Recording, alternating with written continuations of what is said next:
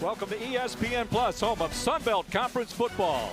James Madison was the fourth president of the United States, the father of the Constitution. And we're on the campus of his namesake on a gorgeous evening in the Shenandoah Valley. A picture-perfect day to open the college football season.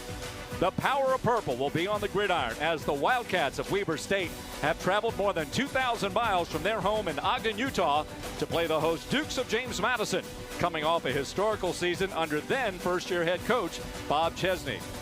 Welcome to Bridgeport Stadium for the fourth all-time meeting between these programs, but the first time at different levels.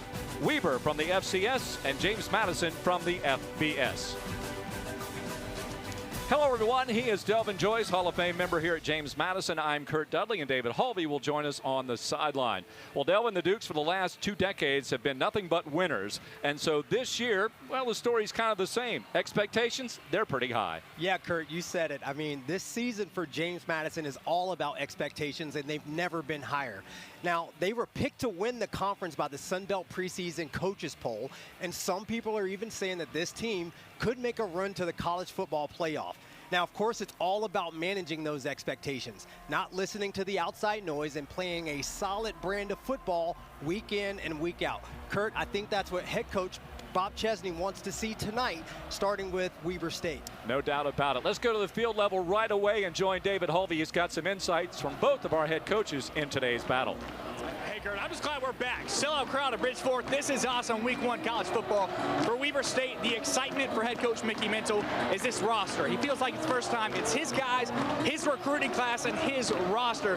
For James Madison, head coach Bob Chesney, Delvin, you talked about it. We've heard the noise. We've heard the hype. But for Bob Chesney tonight, he said, we're going to make a statement of who this team is going to be for the entire 2025 season. He left us with 4 adjectives he thinks this team is going to have. Intelligent, emotional, physical, and fast. The only thing that's left, are we going to see that tonight on the field? Well, the Dukes, they won the toss. They have deferred, so Cristiano Rosa will kick off for James Madison to start this 2025 campaign. And deep to receive is Jaylene Record for the Wildcats of Weber State from the Big Sky Conference, the 4th all-time meeting, and it'll start at the 25-yard line on the touchback as we get underway here in 2025 at a sold-out Bridgeport Stadium. And again, a lot of purple on the field here today. Yeah, it's going to be hard to keep these teams apart, right, with the purple, but... Well, James Madison coming out with a very sharp-looking new helmet, a gold helmet this year with the purple stripes. Love them. And, of course, the very clean-looking white uniform for Weber. And Weber will come out with a young quarterback as well, but he can sling it around a bit. You look at it historically so. Jackson Gilkey, who was actually on the radar at Holy Cross when Bob Chesney was the head coach there. So our first snap from the line of scrimmage this year, and an empty backfield, just a swing out to the left, just a little probing play, no surprise there. A gain of about 4 on the first swing pass of the afternoon. And it was Tyler Brown who comes in to make the stop. A gain of 4. And that's a great call to get the young quarterback some confidence. Really quick pass. You'll see here Weber State wants to go quick, so this is no surprise that they're already back to the line of scrimmage. Record here on the near side. They've actually got him stacked up, but it's a handoff. And jumping on the running back is Sahir West. Recently changed his number from 95 to 15. Did the redshirt freshman from Baltimore, Maryland. Gains only 1 on the carry, so it's 2nd down and 5 from the 30. And that was a great job by Sahir West, just coming down the line, making the tackle.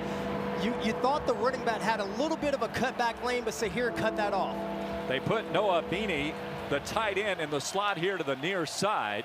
So keep an eye on him. DJ Barksdale has got the assignment on him. It looks like the Dukes are in a man-to-man, actually going to shift up. Here comes a player crashing on down. They pitch it to the outside, but actually hanging on to it, I should say, is Jackson Gilkey. And Gilkey tripped up as he got to the line of scrimmage. Only gained a yard, if that, on the play. So it's going to be a 3-and-out for the Weber State Wildcats. And that's a really good stop for Colin Hitchler's defense. You know, one of the things he talked about the other day was getting off the field, and right here they force a 3-and-out for Weber State to start the season. The end punt formation is a sophomore, an Australian sophomore, a sophomore punter, which we see that pretty commonly in college football these days. It's Henry Ray. Not that much pressure back to receive for the Dukes. It's caught by Wayne Knight at the 32-yard line, but a flag comes in from the near sideline, the James Madison side of the field. And we'll see what the call is here.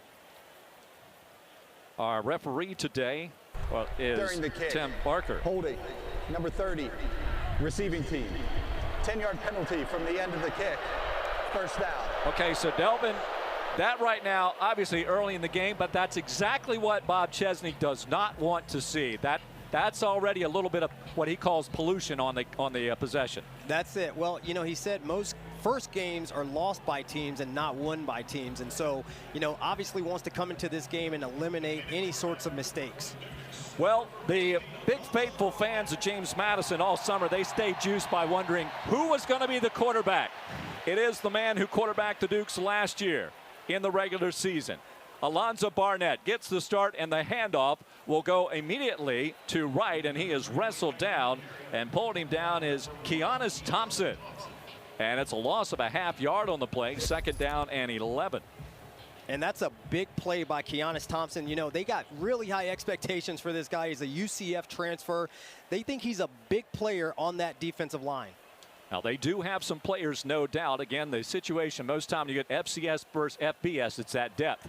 Moving and finding his receiver is Wright, taking it in from Barnett. He jukes one would-be tackler and gets out of bounds at the 31-yard line. They might mark him back at the 29. Looks like he might have stepped out a step stride before, and he does at the 29. So a 3rd down and short situation for Barnett and company. He's got Wright back in the backfield for him. Barnett last year, nearly 2,600 yards passing, 26 touchdowns, only 4 interceptions. The Dukes are among the top teams in the country in fewest interceptions, and there's a first down on the 3rd down conversion, as carrying the football again was Wayne Knight, who last year rushed for 449 yards.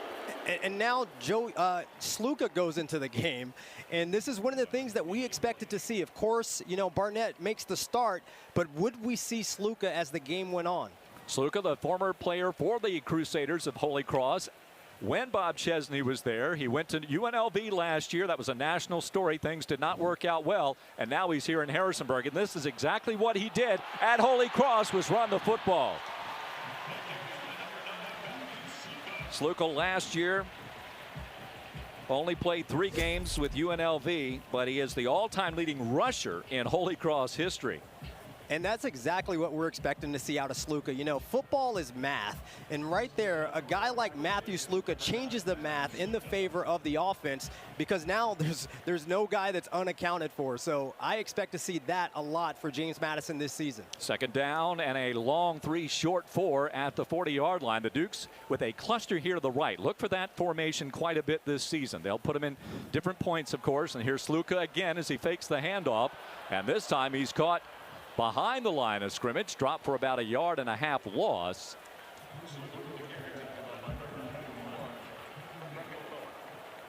And that sets up a 3rd down and 5.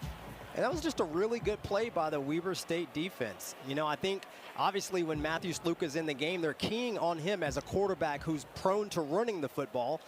Good job by those guys sniffing that one out. Matt Herron in there, a junior from Holiday, Utah. Stuffed that line of scrimmage initially. So a 3rd down. Dukes are 1 for 1 on 3rd down conversions, and back in it's Barnett. He swings it out here. This is Michael Scott with his first career catch, and he picks up a 1st down inside Weber State territory as the ball is spotted at the 48. Watch out for Michael Scott. He has got some jitters, man. He does. I mean, they call him the joystick. He runs a really good route out to the flat, and I'm actually surprised that the DB was able to make the tackle there. Tajon Evans eventually brings him down, but they mark the ball at the 47.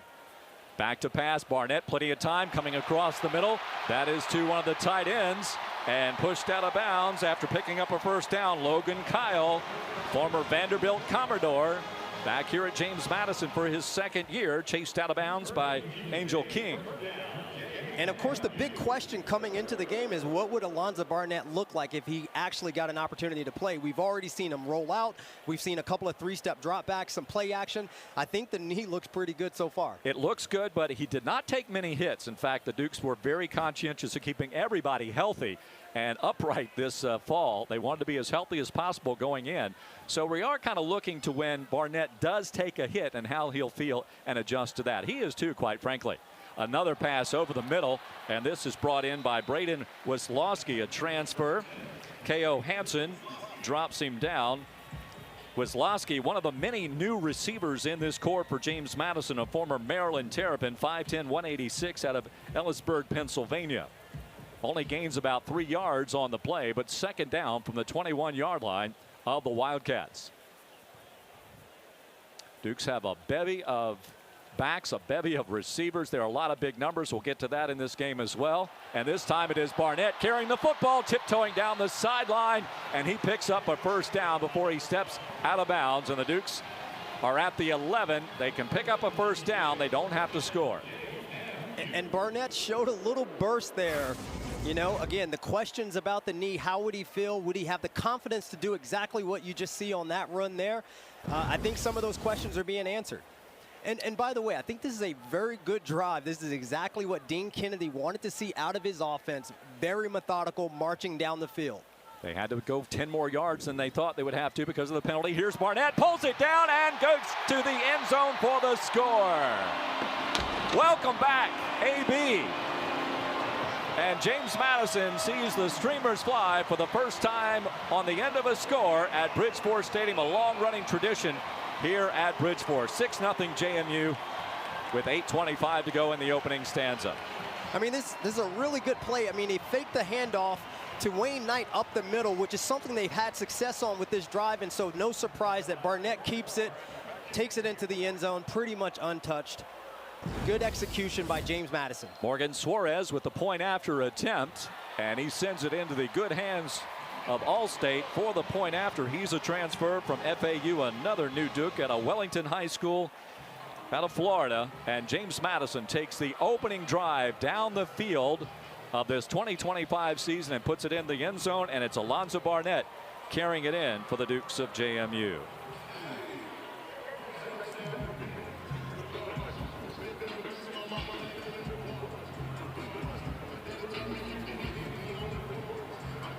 So we'll give you that scoring drive here as the Dukes move it right on down the field.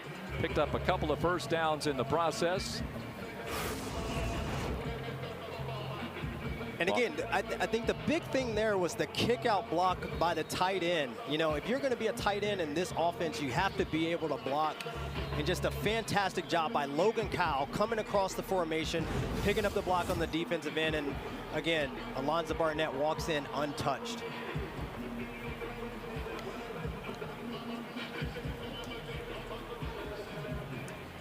All right, so we're going to set up for the kickoff as the Dukes do march it on down for the score.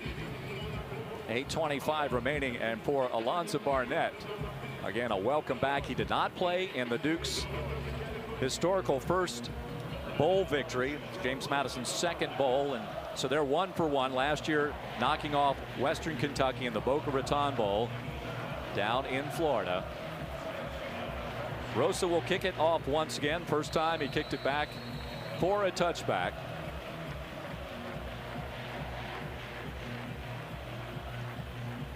And Barnett with his 9th career rushing touchdown has the Dukes on the board. This also back on the James, and he's going to bring it out, and record is hit at the 10-yard line, only brings it out to the 12.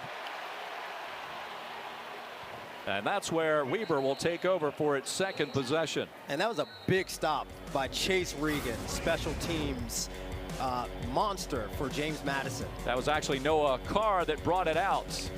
But Weber backed up on its second possession. James Madison came out of the locker room and put 7 right on the board. Back in a moment to Bridgeport Stadium.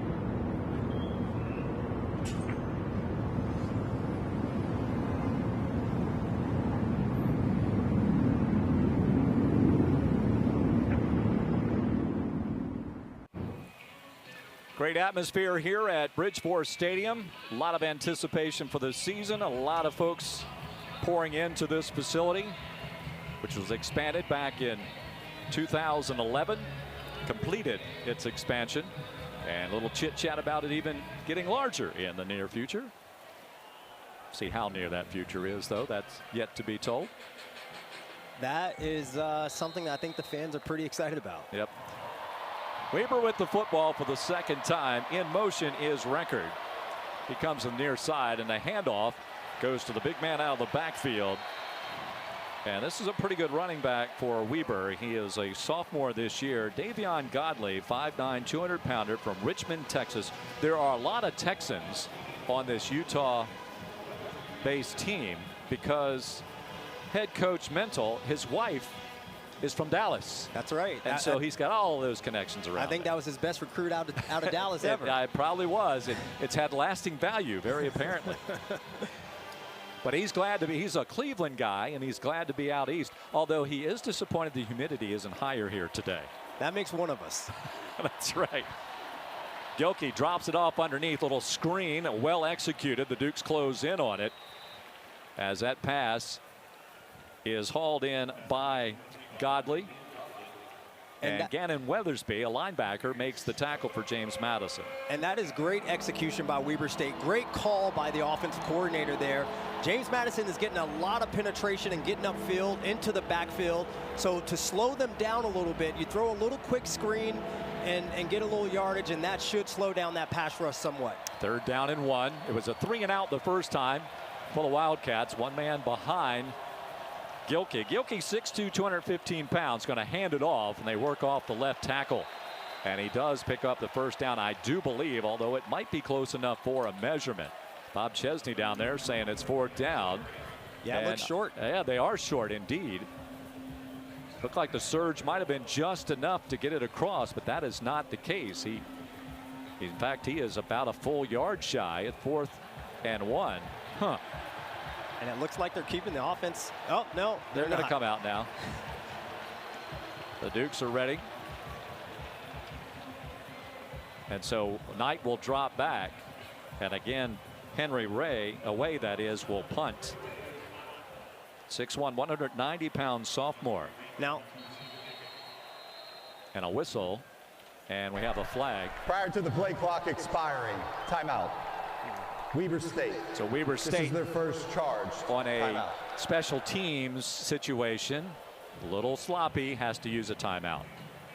Yeah, and that's how it works this time of season. I mean, a lot of people are trying to, figure out exactly where they need to be and how to get there. And I think, for a lot of these players, this is their first time in a college football game. And so we're going to see a little bit of that as this game progresses.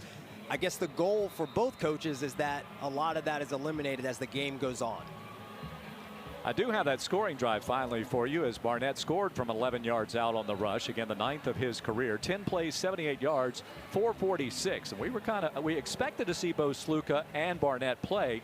We were both kind of surprised they played in the opening series. Yeah, that was not on my bingo card for the year. Me neither. Nope, we're behind schedule on that one. So Knight standing back at his 39-yard line to receive this punt from Way. The Australian end-over-end kick. A little bit of contact, but they didn't bring out the flag. And so James Madison has its second possession at the 41-yard line. And we'll take a timeout as James Madison with the early advantage, 7-0 on the Alonzo Barnett touchdown run. Back in a few here at Bridgeport.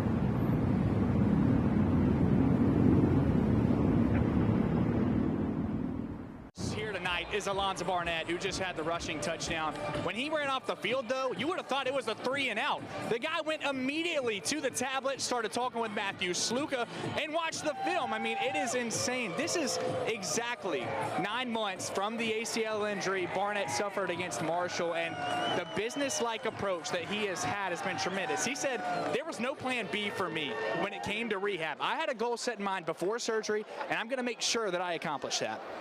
When he came to camp, they put him in the red jersey, which meant keep your hands off, basically, and he was wearing the knee brace. And then the first inter-squad scrimmage, he continued the red. When he came out on the second inter-squad scrimmage, he was wearing the same jersey as everybody else was. So he was starting to gradually get back into it. But his demeanor has been very good, and we've watched him quite a bit. And not a surprise that he is in the lineup very early here today as Knight takes the first handoff on the second possession. Hansen with the stop for the visitors. Yeah, not a surprise that we're seeing Barnett at all. I mean, I think for the third year in a row, though, JMU fans were wondering who would come out at quarterback. And for the third straight year, it was Barnett who tried it out as the starter.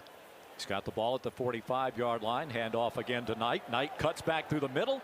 Very close to a first down. At the very least, it's 3rd and about 1. As Knight getting the early work here this evening. Of course, you got Iowa Day back after his injury last year. Official George Petaway for an injured player. And we have an injured Duke down on the field. And that is Carter Sweezy. Carter's making his 10th start, his 21st appearance, that is, for James Madison. If you look across that front line, you do see a lot of familiar names from last year. Joe Simmons, who came on, did not start much last year, but played a lot on the left tackle. Then there's Sweezy. And then Josh Toner, the right guard. Pat McMurtry, Holy Cross transfer. In fact, today is his 43rd consecutive start. So there are a lot of starts. But the new man in the middle is Zach Greenberg, who is making his 32nd appearance, 29th start overall. He is a transfer twice over Muhlenberg and then UNC. Played against the Dukes, or he was at UNC last year against the Dukes. Played, I don't think he got into that contest.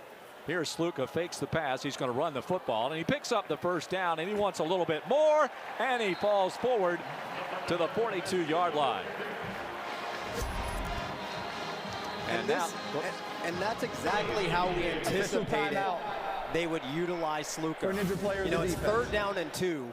And you see he takes the snap. He looks off like he's going to throw a pass, and then he just barrels up the middle and picks up the first down. Takes a couple of tacklers with him. I mean, this guy is a load, especially at quarterback.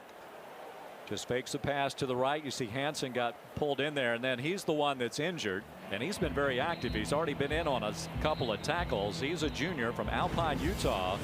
Made 29 tackles and had 3 pass breakups and a tackle for loss last year. Yeah, I would imagine Sluka is excited about all the action he's seeing right now, especially getting to take some tackles. You know, obviously you don't touch a quarterback in practice, and so you really can't see the value that a guy like Matthew Sluka brings until you're actually in the game and they can go live on the quarterbacks. Barnett with a running mate beside him to the left. He's going to hand the ball off, and now it goes over to Scott. Scott eludes the tackler. Has to move to the inside, and on the outside numbers, tackled at the 39. That had a nice little start to it, but it was closed in on rather quickly. But you could see the quickness from Mikey Scott because their defensive end, Keanis Thompson, got upfield and disrupted the play. Mikey Scott able to elude him. Had a lead blocker in Alonzo Barnett out on the boundary. I don't think Alonzo really wanted to have any part of that smoke out there. Landon Ellis here on the near side, a transfer from Richmond. Keep an eye on him. The handoff, George Petaway. Petaway pounds his way up to the 35, inside the 35 to the 34. There's the first carry for George, although he was involved in that end around on the previous play. George in his 2nd season with the Dukes, a transfer from UNC. Last year, a career high 119 yards rushing and a touchdown against Southern Miss. And he's got the Dukes in a 3rd down situation once again. All these 3rd downs have been short situations, and that's ideal for Dean Kennedy, the offensive coordinator, in his 2nd season at James Madison. Sluka carries the football. Oh, nearly got to the outside, but he is tripped up as Monte Pate just gets the heel and dislodges him for a loss on the play. And you could see there, James Madison was in their 2 tight end set. They had Matthew Sluka in the game. It's a 3rd down and short. And so, of course, Weber State loads the box. They brought the cornerback off the edge. That was Monte Pate, and he came in and actually made the play and disrupted it. So this looks like 4 down territory for James Madison. Barnett's back in the game. I would look to see some sort of play action pass here utilizing Wayne Knight. Knight to his left. Knight's going to flare out. Over the middle, though, and he finds his receiver. Is that Ellis with his first catch as a Duke? Indeed it is. And Kevin Henriquez brings him down, but not before he gets the necessary yardage to keep this drive going. And Landon Ellis, I mean, one of the things I think James Madison was missing last season was that possession receiver. They lost Elijah Surratt in the transfer portal to Indiana. He was the big possession guy. Landon Ellis, I think, is coming in, filling that role, and that was a big possession catch for that young man. Ellis with 50 catches, 588 yards as a Richmond Spider last year. Richmond opened its season today, a member of the Patriot League. Here's the first catch for Isaiah Alston, a big target for James Madison. 6'4", 199. Evans and Tribble combined to bring him down. And Alston, a transfer from Iowa State. And he had a career high 135-yard 2-touchdown game against against Army. And he is a big target. I mean, he is 6'4". I can't remember the last 6'4" receiver James Madison has had. Barnett snaps the football and he gives it up to Pettaway. Pettaway works down towards the 20, and that's good enough for a first down. The Dukes getting back inside the red zone. Just a minute 20 to go. James Madison doing what James Madison would like to do here on the opening quarter. And just another good patient run by George Pettaway. Dakota Dupree, you'll see him, number 15, the tight end on the far side there, a transfer from Charlotte. And Pettaway in the backfield. You see Greenberg, the center, number 60, Zach. He is directing things. Here's the pass, open receiver, touchdown, James Madison. Isaiah Alston, his first as a Duke. And James Madison 2 for 2 on drives here in the opening frame. Got to go back. That was actually Brett Davis at center that time.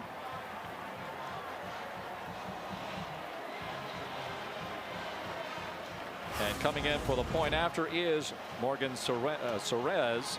And this play starts up front. I mean, the offensive line gave him all the time he needed. No hurry there. Isaiah Alston runs a fantastic route across the middle of the field. Barnett puts it right on him. That was super easy. 2 for 2. Suarez last year for the Owls of Florida Atlantic was 39 of 39 with a career-long 43-yard field goal. 39 on PATs last year. Here you see it. Alston hauls it in from Barnett. And casual celebration for AB. 14-0. James Madison will return with more of our opening quarter after these words. You're watching JMU football against Weber State on ESPN+.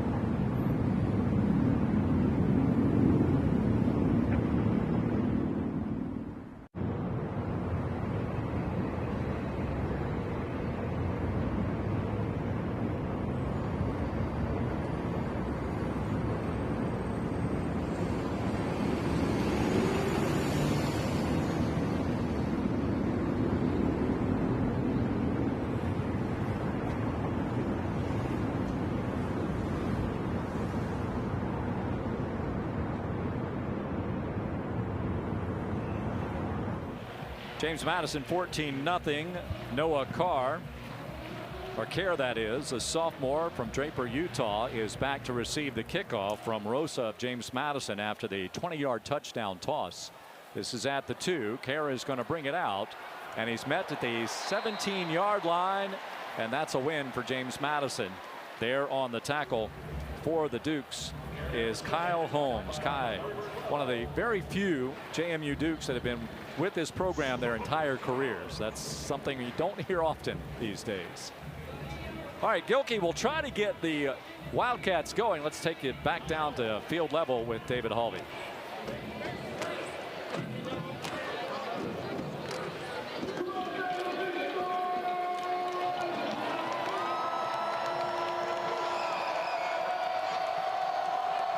All right, we'll catch up with David in a moment. Here's Gilkey. He's going to take it right back up the middle, just a quarterback draw. I'm not sure if that was the original design or not, but Trent Hendrick, returning linebacker, really one of the team leaders for the Dukes this year, makes the tackle after a gain of about 1.5.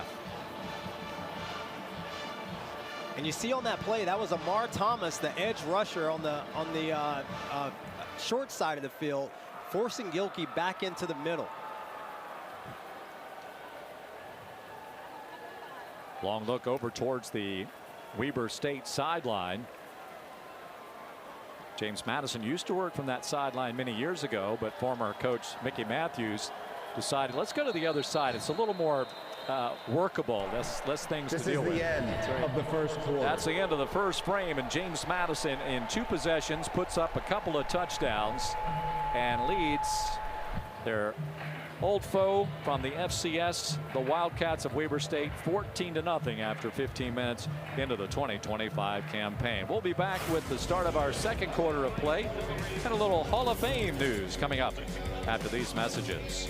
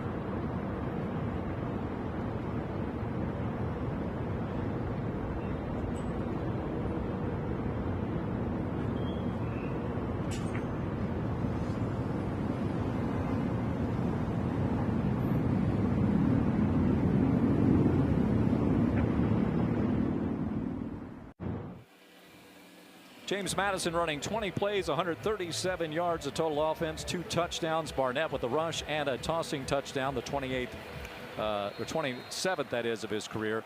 And for Weber State, 7 plays, just 16 yards of total offense. Looking left and now looking right and throwing on the run. It's out of bounds into the JMU bench area for an incomplete pass.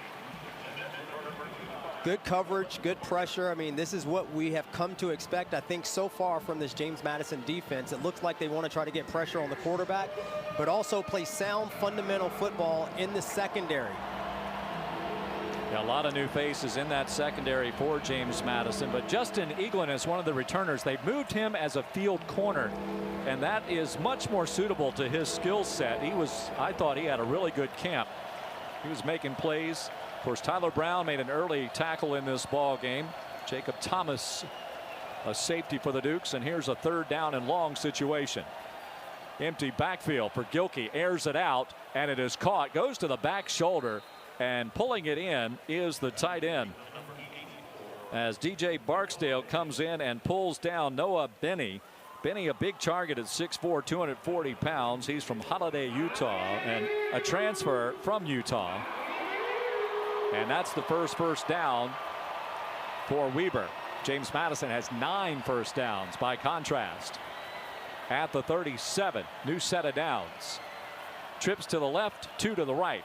Gilkey takes it up the middle. The Texas native over and into James Madison territory. Bounced out by Eaglin as Justin comes in to make the tackle. And that's 2 really good plays in a row by Gilkey. You know, he stands in the pocket, delivers a strike down the middle to the tight end, and then gets involved in the running game, gets out of bounds, actually takes a little contact there, so that probably says welcome to college football, but really good play. It looks like Weber State's trying to settle in and get a drive going, and that's exactly what they need to do to change the momentum. First down inside James Madison territory. There's the big running back, Godley. He rolls over the 45 just inside there as a pile of Dukes are there to greet him. Looks like coming in to tackle him was Amar Thomas, also Emmanuel Bush, after a gain of about 3 yards on the play. They'll send trips here to the near side of the field.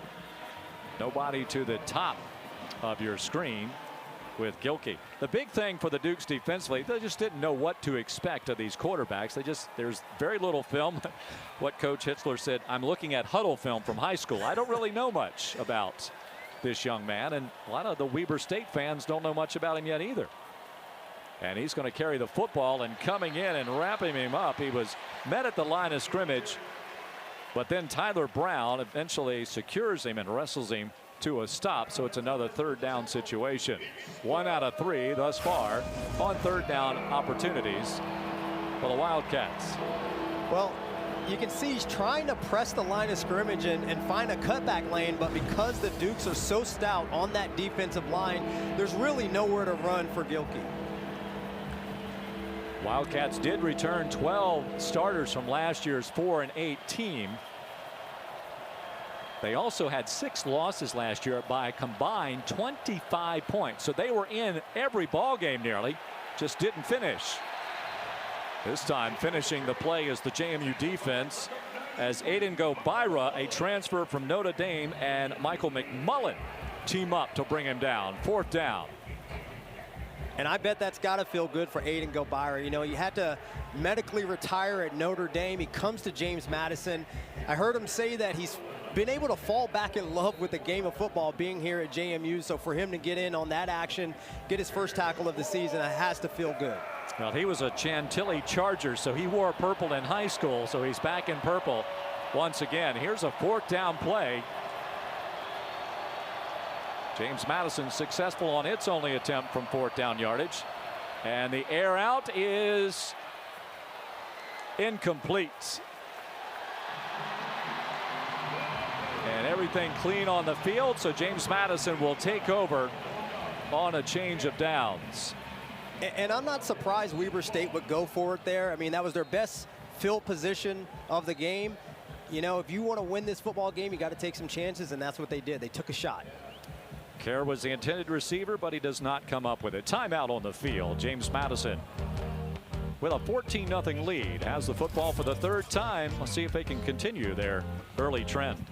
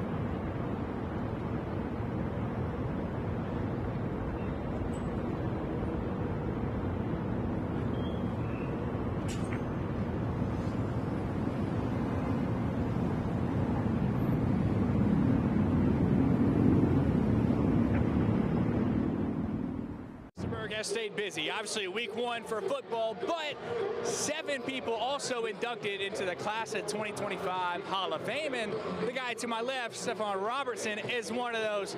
Stephon, to be back here, to be inducted last night to the Hall of Fame, walk me through what that means and what it feels like, especially to be in front of this humongous crowd. Yeah, it means the world. It's truly a great blessing. You know, tremendous honors to my family, my friends, and my teammates. It's just great to be back home. You know, as far as like story ending, you know, to a great career, you know, I definitely appreciate it. Appreciate everybody. So yeah. What's different? You know, you come back here. Do you notice anything that you're like, man, I don't remember this? No, it's the same rowdy crowds. It's the same streamers. You know, it's the same fight song. You know, just a little bit different faces, but you know, a really good performance so far. So it's just, like I said, glad to be back home. So for people that have not experienced James Madison athletics, JMU football, what can you tell them about why this place is so special? It's the people. You know, the place doesn't make the people. People makes the place. I said that in my speech last night. There's a reason why we're the best, you know, school football-wise, and actually, hell, I'll go ahead and say it, the best school in entirety in the state. You know, we're better than the schools down the road, and I truthfully do believe that. But most importantly, it's not just the people you got, you know, coaching on the field. It's the people in the stands. It's the people in the community that really make this place, you know, what it is. And it's the same from when I left. Sorry, from when I left till today. So truthfully, you know, fell in love with it. Stephon, while I got you here, when you look back at your JMU career, is there a memory, a moment that sticks out? You already know. Everybody knows JMU versus Virginia Tech. You know, we won. So that was just an overall great performance. And I said in my speech last night too, you know, memory-wise, you know, leading up to that week, the preparation we put in, the game plans we put in.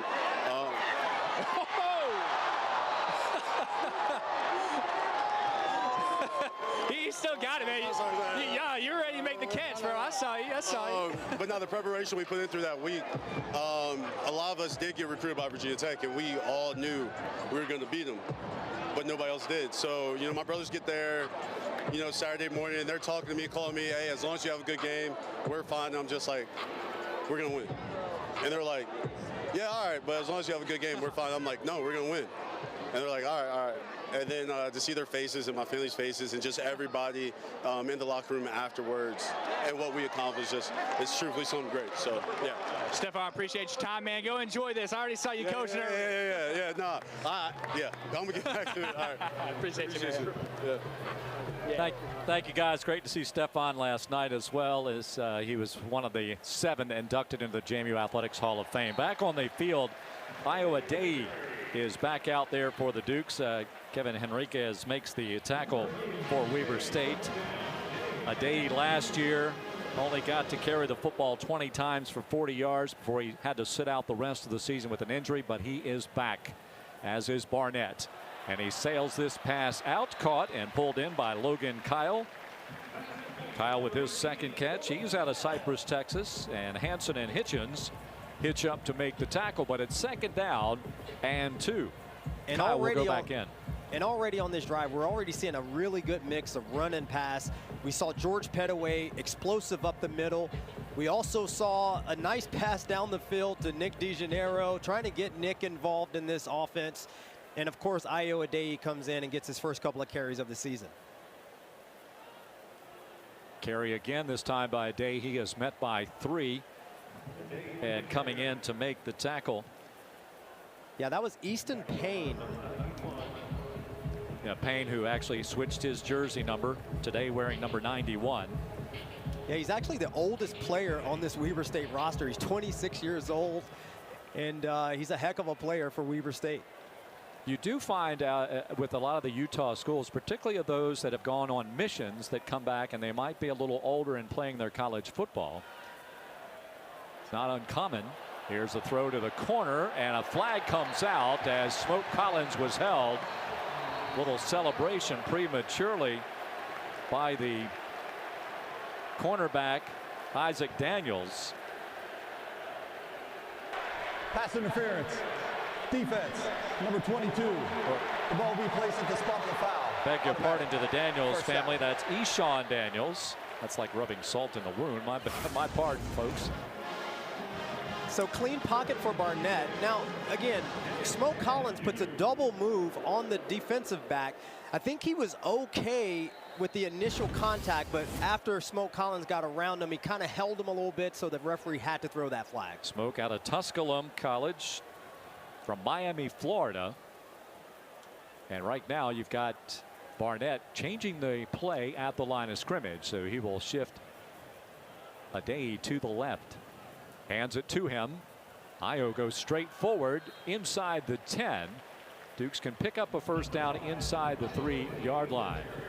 And I think that's something we're going to get accustomed to this season. Dean Kennedy said that he wants to put the onus on the quarterbacks to get them out of bad calls. He's not always going to get it right on the sideline. It's up to Alonzo Barnett to put them in a better call based on what he's seeing on the field. Yeah, they do not want any, as your head coach used to, well, no, this was Mickey Matthews used to say, yes, DOA, dead on arrival calls. That's it. Barnett, and stepping his way through is a Day, and he has stood up at the 7-yard line. And just really good penetration by that Weber State defensive line. Really nowhere for Io Adeyi to go right off the bat. And he was able to make something out of nothing. I got to tell you, I'm really impressed with Io so far. He looks like he's got fresh legs after sitting out the entire season last year practically. And so I'm looking for, I think, as the JMU coaches are, a big season from Io Adeyi. He had a 148-yard rushing campaign in one game against Louisiana Tech when he was at North Texas. Now Louisiana Tech is joining the Sun Belt, the new addition. Here's Barnett going again, takes a hit and is dropped, but he picks up the first down as King comes in to stop him. He comes from his strong safety slot, a senior from Los Angeles, California. Made 34 tackles last year, spent 2 years with the Wolfpack of Nevada, where he played in 21 games. And if there were any questions about whether or not they would, test the knee of Alonzo Barnett III, we've already seen several running plays from him down in the goal line, taking on contact. This is one of the speculations, because now you take Barnett out in this goal line situation, in essence, And they give it to Sluka, and he tiptoes into the end zone. And the Dukes continue the early trend of just marching down the field. No real big plays yet, but they have been executing at a high level. Yeah, that execution, I think, is the key. I mean, I think this is exactly what Dean Kennedy and Bob Chesney wanted to see today. They wanted to see methodical execution. Last year, they got bailed out by a lot of big plays at times. Today, it's just been sustained drives, and that's what they're going to need if they're planning to win and compete in this Sun Belt Conference. Patrick Ray is the holder for Suarez, who knocks through his third PAT this afternoon and gives James Madison the 21-0 lead. It's Sluka capping off a 10-play, 57-yard drive as he scores from 1 yard out. And he celebrates with the streamers flying for the first time as a Duke.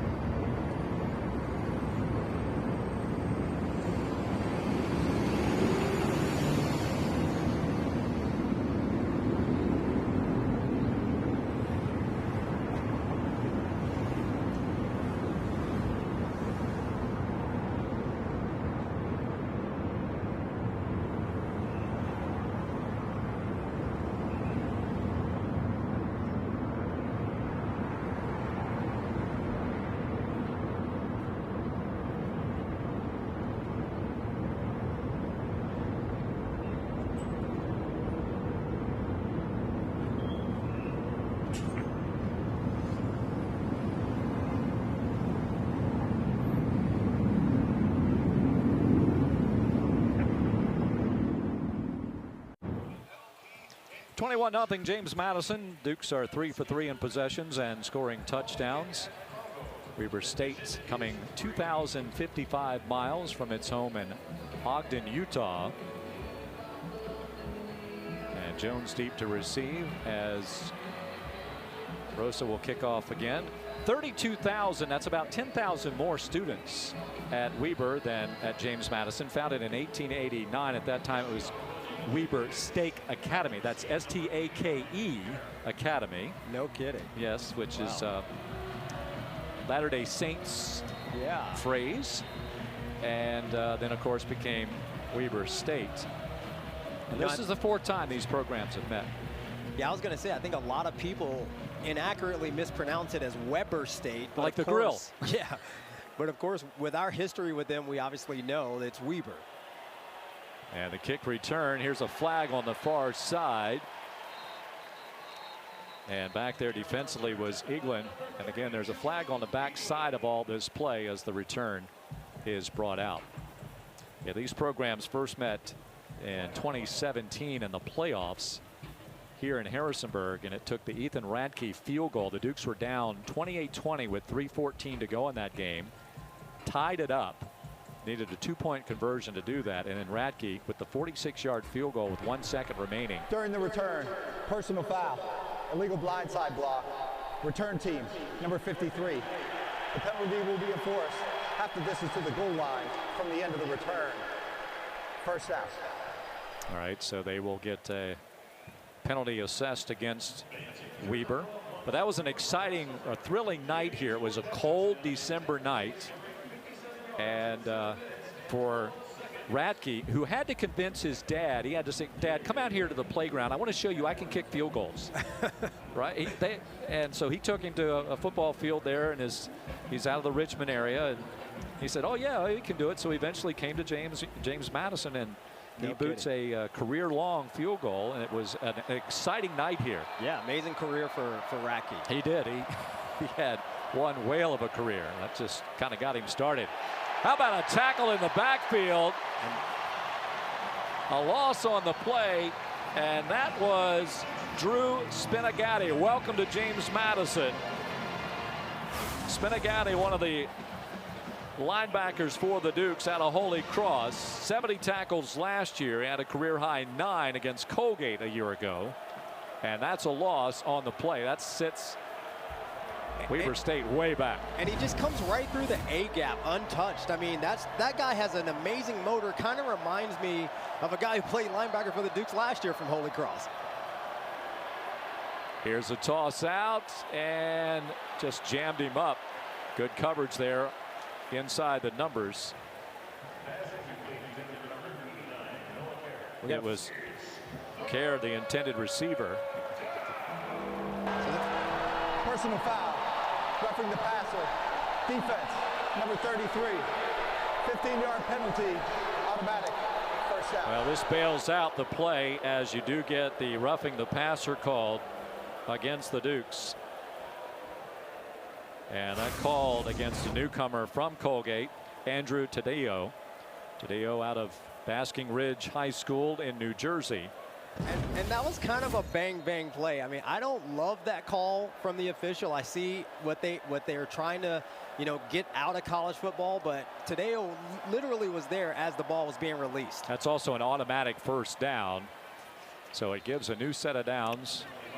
And so Godley will carry the football. Spinagatti again making the tackle. Good run by Godley there, making the first guy miss.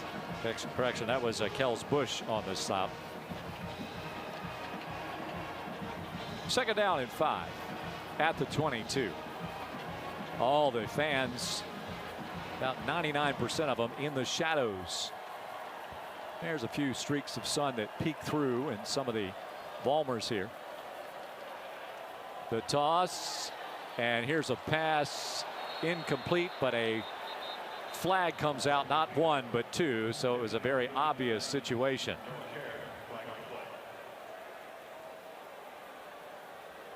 Kerr, the intended receiver. Kerr is 6', even 195 pounds. And he's a good target for Weber Pass State. interference. Defense, number 1. 15-yard penalty from the previous spot. Automatic. First down. They call that on Kai Rogers. And Kerr just got behind Rogers there, and Rogers held him. And so that was an easy call for the official. Rogers reached out, grabbed his jersey. Rogers, a senior out of Philadelphia, first season here in Harrisonburg. Started his career at Hobart after he finished his prep career at Episcopal Academy, and then went to St. Francis. And now here in Harrisonburg. Talk about Elijah Surratt. He came from St. Francis. That's right. Handoff. Trying to get to the outside. Nothing doing whatsoever. Driving on down. Aiden Gobira. Trent Hendrick gets in the backfield as well. And another big loss. And this defensive staff can't say enough about Trent Hendrick. I mean, they call this guy the heartbeat of this defense. Everything goes through him, and he is really playing tough, inspired football. Beats the block of the tackle and then just plays explosively through the running back. That big time play. Bird Butler, 5'8", 170-pound senior from Salt Lake City. Standing tall, Gilkey, and a pass is caught here on the near side. Bringing it in is Marcus Triton, and he is a junior from Houston, Texas. And that was one of the things that defensive coordinator for James Madison, Colin Hitchler, said about Gilkey. He hadn't seen much film on him, but what he did know is that he had a strong arm. He threw that ball from the opposite hash all the way across the field. big-time throw from a really good young quarterback. So Creation sets up a situation where it's 3rd and about 6 from the 41.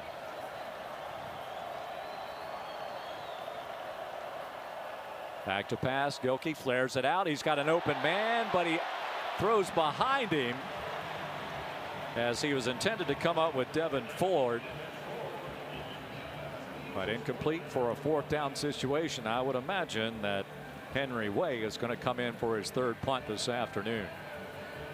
Yeah, I mean, I think this is one of those that you'd be tempted to go for. You feel the game kind of getting away from you, but you got to stick to your fundamentals. At the end of the day, it's a nice rep for the punt team. You get to go down and cover and hopefully try to stay in this game by getting a stop here on defense. All right, is Knight back to receive, back at his 15. Oh, it's blocked, picked up by the Dukes. And that's Chase Regan. Once again, this guy keeps showing up on special teams. He is a special player who takes a lot of pride in it. Tyler Brown covers the football at the 31-yard line, and a big special teams play for James Madison as the Dukes will take over at the 31. And you can see, I mean, the temptation for a lot of guys when they come through free like that, they want to dive at the kicker. But Chase, so disciplined, reaches his hand out, uses his athleticism, the hand-eye coordination, takes it right off the kicker's foot. Big play right there on special teams. Made 8 tackles last year, playing in all 13 games. 8 tackles and 1 fumble recovery, and here he comes up with the block kick. Dean Kennedy will send back out Alonzo Barnett. Barnett pitches it here to the near side. That's Knight. Knight gets away from a tackler, stays on his feet, lunges forward down to the 13-yard line. First down for Knight and the Dukes. Matt Herron finally catches up to it. And there's a little ingenuity there. We have not seen this type of option read play from James Madison. Wayne Knight just does an incredible job out of the backfield making people miss. Plenty of time for Barnett's got to get rid of it now, and he just throws it away. And that was not a bad decision that time. Just pressure coming on. It's a new set of downs. Hang on. Well, we're seeing some growth out of Barnett there. I mean, there were a lot of times last year he would have held on to that ball, taken a sack, but you see the growth and maturity this year. Gets some room, gets it out of bounds, saves the field position. Sluka back in for the Dukes. Number 9 looks to the right, goes to the corner, and it is caught, pulled in. Ellis has his first as a Duke.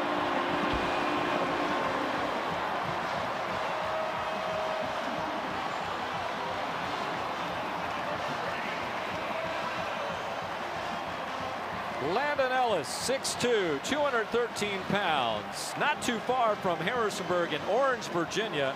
Attended Woodbury Forest.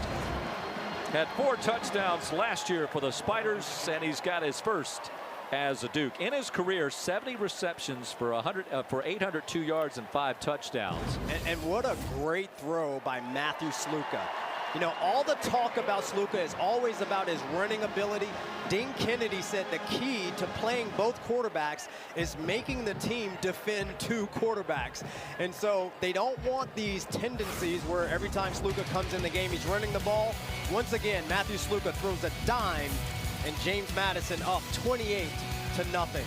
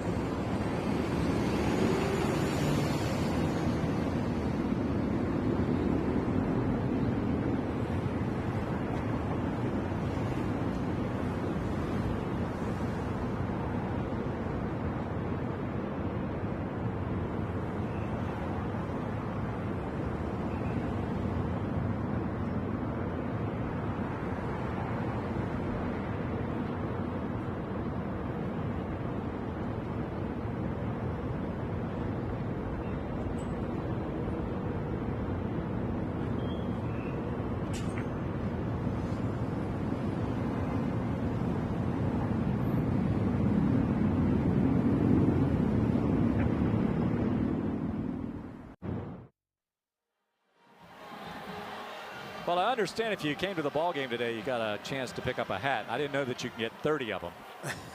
I don't know where this guy got them all from, but he's ready to go to work.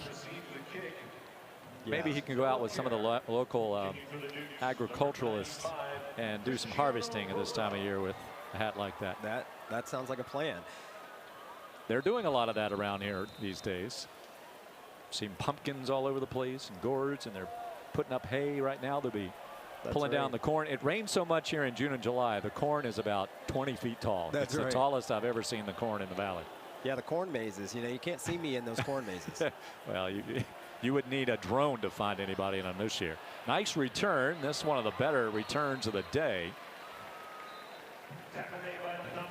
Jacob Thomas bringing down Kerr. Last year with 7 kickoff returns, averaged pretty good actually, 35.7 with a long of 95, touchdown. Yeah, and that 95-yard touchdown came against Montana. They had a big upset against Montana, who was number 8 in FCS at that time. And so that return by Kerr really blew the game wide open and put Weber State back on top. JMU's defense back out on the field as Jackson Gilkey takes the snap. Turns, now flares out to the near side, finds an open receiver, not covered whatsoever coming out of the backfield. Eaglin catches up with him as that was Bird sneaking free here to the near side and picks up a first down to the 38. And that was a good play. A little miscommunication in the backfield. It looks like the running back went the wrong way on the fake, but wide open in the flat. These are the types of plays they need to get Jackson Gilkey comfortable in this offense. Gilkey is a transfer. He was at the Division I FBS level, I should say, with the Roadrunners of Texas San Antonio last year, but did not play. 6'2", 215 pounds. That was, even though it was a busted play in terms of which way the receiver went, Gilkey had enough presence of mind to make a play out of it. That's right. I mean, again, he's from Texas. You know, he's got that Texas swag. Texas high school kids are used to playing in big stadiums and big moments. And, you know, I think this young man has a very, very bright future ahead of him. Again, he was on the radar at the Holy Cross coaching staff when Bob Chesney was there 2 years ago, as he came in to replace Kurt Signetti in his second year at Indiana, playing Old Dominion today. Not much doing there. It's a gain of 1 as Coulter May is the ball carrier. May, a senior, 210. And this is a big play right now for Weber State. You know, they've gone up-tempo on this drive. The challenge with going up-tempo at times is that if you don't get a first down, you give the ball right back to the defense, especially at the end of the half. So this is a big play, and it looks like Coach Mickey Mental wants to stop and talk about it. This is the 2-minute timeout. This is the 2-minute timeout going into the half, and so we will step aside for a moment, and it does give Mental a chance to get his team together to talk about this 3rd and 7 situation. We'll see how it results when we come back to Harrisonburg.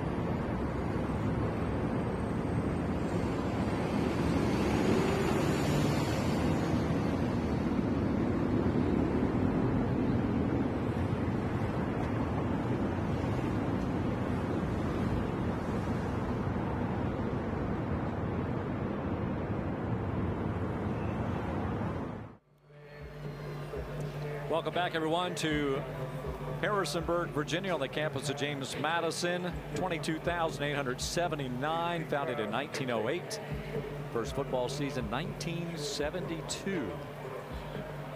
They did not score a point that year. It's been a little different recently for this program. Third down and 7, that is. Back to pass, and here comes a flag. Ball was tipped at the line of scrimmage. We got a hold called against Weber. I'm sure the Dukes will decline that. Holding. Offense. Number 63. The penalty will be declined. Result of the play. It's 4th down. Thank you much to today's. And that was number referee. 46, Emmanuel Izugu, getting the pressure up the field. I mean, he is a tough competitor, a hard guy to block. He's 6'2", 240. He's a redshirt freshman.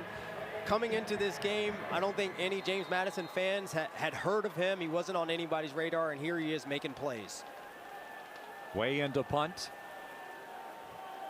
Weber has been in JMU territory once today. This time he gets the punt off, but it wasn't without some jeopardy. And the ball settles at the 19-yard line.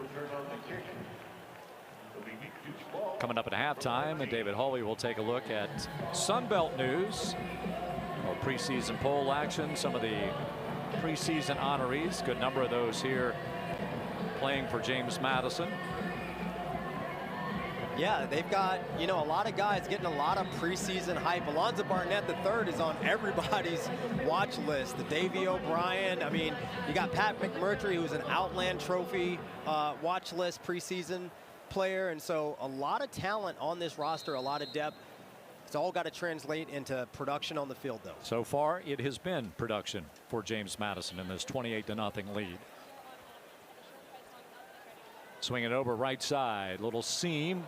Boy, he was brought down. Ball is separated, but it is recovered at the 20.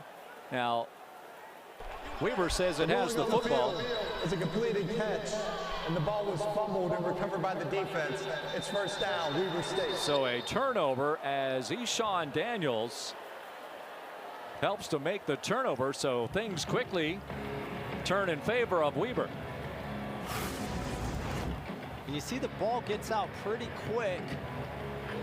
Ooh, that looked like helmet to helmet right there, too. And that was a pretty good shot on Mikey. Mikey Scott. Mikey Scott. Welcome to college football. Well, this will challenge James Madison's defense and also give Weber a chance to put some points on the board. Certainly, they're already in field goal range.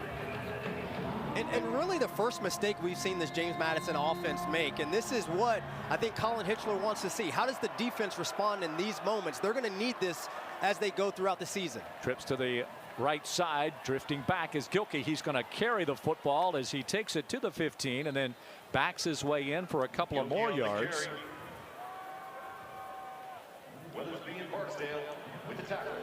Gilkey is tough, man. I mean, this kid, if he sees there's nothing there, he's going to tuck it and he's going to run it. I think that's one of the things Coach Mickey Mental said about him.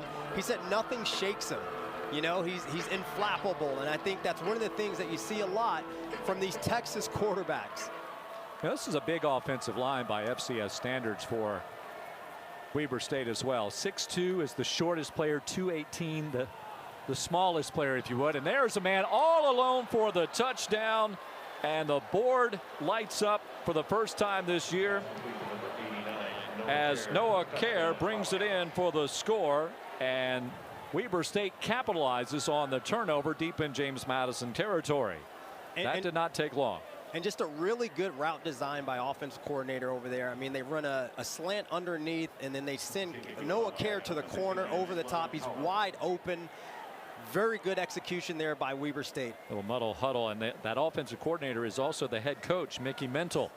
That's right. So he is mentally working on a lot of things at the same time. Well, I say offensive coordinator to differentiate from the head coach, Yes, Mickey Mental. Right. One and the same. And it was interesting. We asked in a meeting yesterday with JMU's offensive coordinator. And Drew told us that when you have the head coach serving as the offensive coordinator, that means that he's not doing much defensively. So the defensive coordinator is almost like a head coach in his own right, because he's making all the calls. They're not getting deferred, by the head coach. That's right. I mean, I think that's one of the things Coach Mental said would be a challenge for him, and serving both roles as the head coach and the offense coordinator is just making sure that in game he's got an eye on some of those in-game adjustments on all sides of the ball, right? Not just on offense. And so again, a big challenge for him, but he loves the X's and O's. He loves calling plays. He said he doesn't ever want to give that up. Yeah, so Dean Kennedy thought that by having that scenario, it actually puts a little bit more pressure on the offense, because they can do whatever they want for the most part. It's not going to be by committee, so to speak, as far as the decisions were made. That's it. First kick return for the Dukes today, and it comes out to Wayne Knight. Knight's got a seam down the 30. He's across the 35 to the 40, and he squeaks through. He's on his way to the end zone, all the way down to the 10, and touchdown. But there is a flag down at the 20-yard line, and it's not a gold streamer. And that is too bad. During the return, holding. Return team, number 15. The penalty will be enforced after distance to the goal line. First down, James Madison. Well, how Knight got out of this, because I don't think the hold had anything to do with what he did to come out of this pack on the far side. Yeah, and they got Lakota Dippery on the hold there. And I don't think Coach Chesney agrees with that call at all. Or was that Sahir West? I mean, it's hard because we got two guys on the field. That's Sam Daniels, the defensive line coach. Sam played here at James Madison. As you can see, he's very animated, also very funny. So let's see if we can see it here. Yeah, and that's a good call. I mean, you get your hands on the back of the defender. They're going to call that every time. Yep. So, yeah, that was Sahir West. So Barnett backed up just a bit, and he throws it out, and that ball is bobbled out of bounds. It is not a catch. 32 seconds to go. Well, Coach Chesney I think he can be happy with probably about 95% of the first half, but the last 5% here. That's right. I wonder how aggressive they're going to be. 32 seconds left in the half. And the handoff, the flow just goes right up the middle there, and dropping him quickly is Matt Herron. And I think that was your answer. Yep. Petaway, the ball carrier. Herring wearing number 97. Redshirted in 22, an all-state and all-region selection in high school. And that puts the ball back at the 10-yard line. 28-7. And that'll be it. This is and the end of the first half. The second quarter. Sees Weber State get on the board, as both teams have scored off of possessions collected by turnovers, a block punt and a fumble by James Madison that led to the short score for Weber State. Stick around, we've got halftime. We'll talk a little Sun Belt action, and of course we'll recap the stats and the highlights of the first half. Quite a few for the Dukes of James Madison. Matt Sluka and company.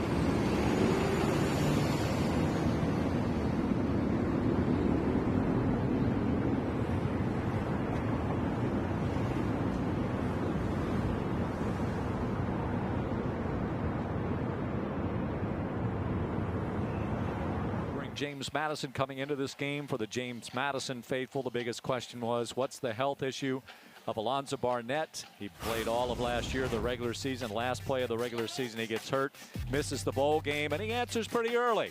An 11-yard touchdown run that put the Dukes on the board. He's also tossed for a touchdown as well. And James Madison, 220 yards in the first half to 89 for Weber State. The Dukes up by 21.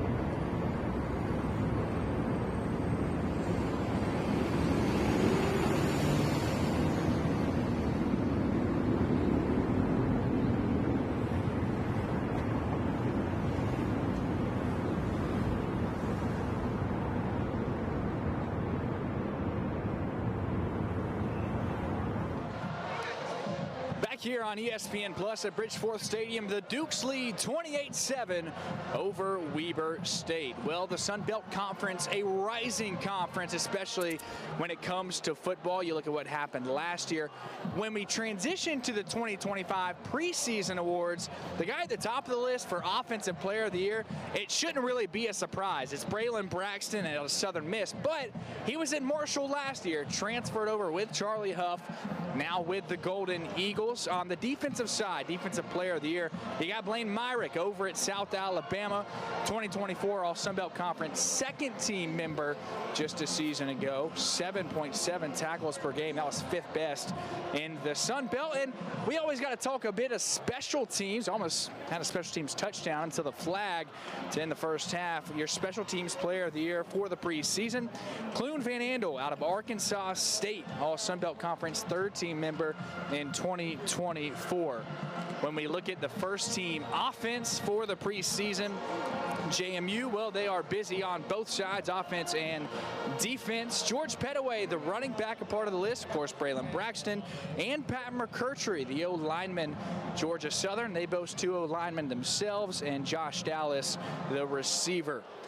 For the preseason first-team defense, Jacob Thomas, the outstanding safety for the Dukes. We've already seen him active. He's a part of that list. You also have Georgia Southern, again, heavy on the list. They've got 3 members on the first-team defense. And the Sun Belt Conference key games already picking up. James Madison will face the aforementioned Georgia Southern Eagles just a few weeks from now. That will be a home game. But keep your eyes out on Braylon Braxton, the everyday man for Southern Miss, preseason Offensive Player of the Year. Well, it's halftime here in Harrisonburg, Virginia. The Dukes, they look to hold on to the lead, but Weber State hoping to chip back into this one in the second half. Do not go anywhere. We'll have halftime stats and highlights after the break.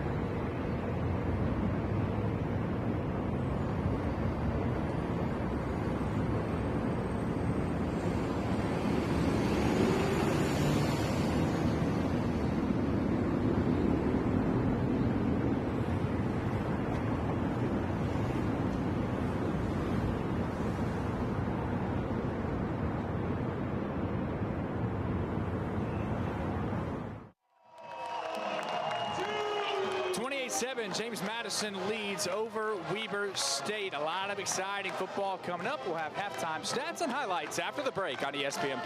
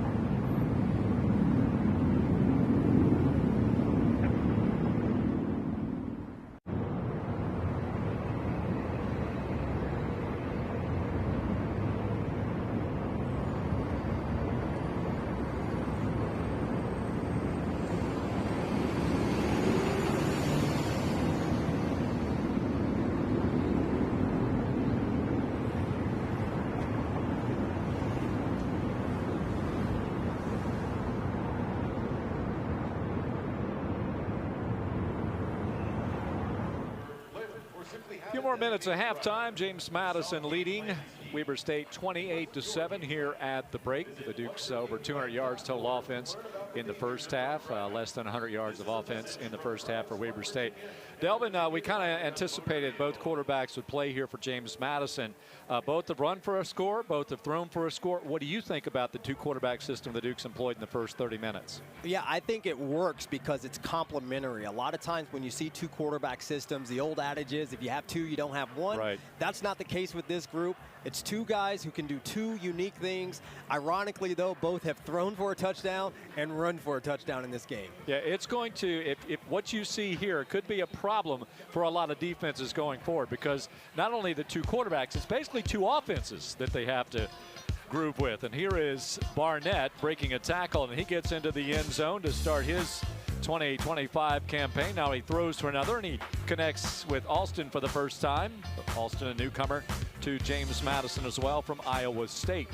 And then Matt Sluka, the transfer from, we'll say Holy Cross, although he did have a pit stop out west at UNLV. He raced in for one, actually more of a waltz in, and then threw for no. That was a heck of a catch for another newcomer for the Dukes, and Landon Ellis. And so the Dukes went up 28-0. A couple of mistakes for both teams. A block punt that led to a score for JMU ultimately, and then a turnover deep in their own end zone, or deep in their own field, into the field for James Madison, led to a short field for Weber State.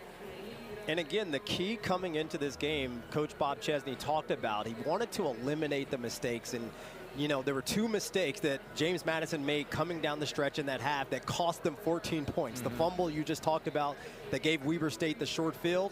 And then, of course, the hold on the kickoff return, taking 7 off the board for a big-time special teams play by Wayne Knight. Yeah, and I'm not sure. I didn't get a really clear look at it, and I was chatting with some folks here during the break, whether they saw it and whether the hold influenced the play or not. Quite honestly, I couldn't see it from our vantage point here in the booth, and I didn't see it clearly on what replay angle that we did have. But nonetheless, it did occur, and regardless of the outcome, it was a mistake, you know, for James Madison, and that was one of the things that he just wanted a clean game. He wanted hard, steady play and a clean game. And he talks about, Delvin, we can speak to this at this moment, is he talks about playing with emotion, but you could actually rephrase that and play with inspiration. Yeah, you know, he talked about emotion in this team, and a lot of times coaches want to have their players keep their emotions in check.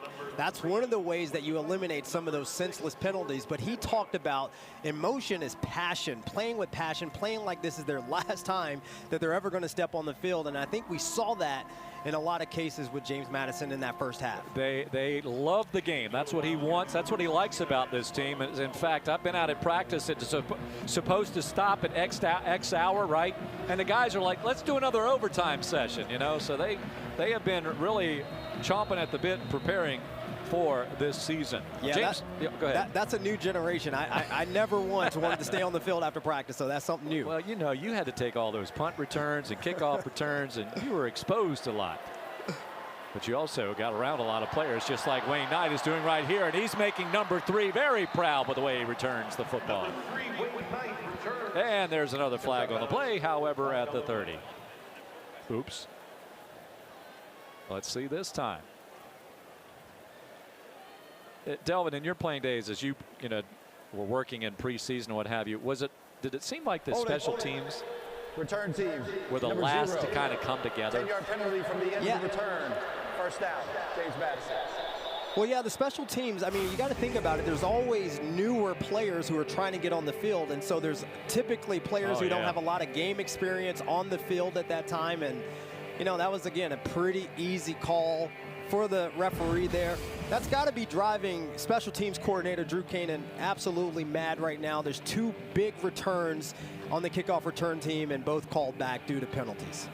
Yeah, we didn't tell everybody, but Delvin did wear number 3. That's right, so, man. You know, he likes Wayne Knight just having a little deja vu. He's wearing that number. All right, so here we go to get the second half underway at the 19-yard line. It's Barnett. He's going to carry the football right up the middle through the 30, and he's going to slide down after he picks up the first down. That's being pretty smart, quite honestly. That was a smart play by Barnett to get down. You can hear the coaches in his ear telling him to get down. In fact, he probably could have gotten another 5 yards out of that run. But we're seeing some explosion out of him. I mean, I'm not really seeing any sort of, no hesitation. No hesitation. He looks really, really comfortable and confident at the quarterback position tonight. They're going to split DeGenario, another transfer, 165 catches in his career coming in. Most of those with the Richmond Spiders, and a little flare out to the backfield, and Petaway, and he is tripped up as coming in as B.J. Carey as he catches him by the ankle for a loss.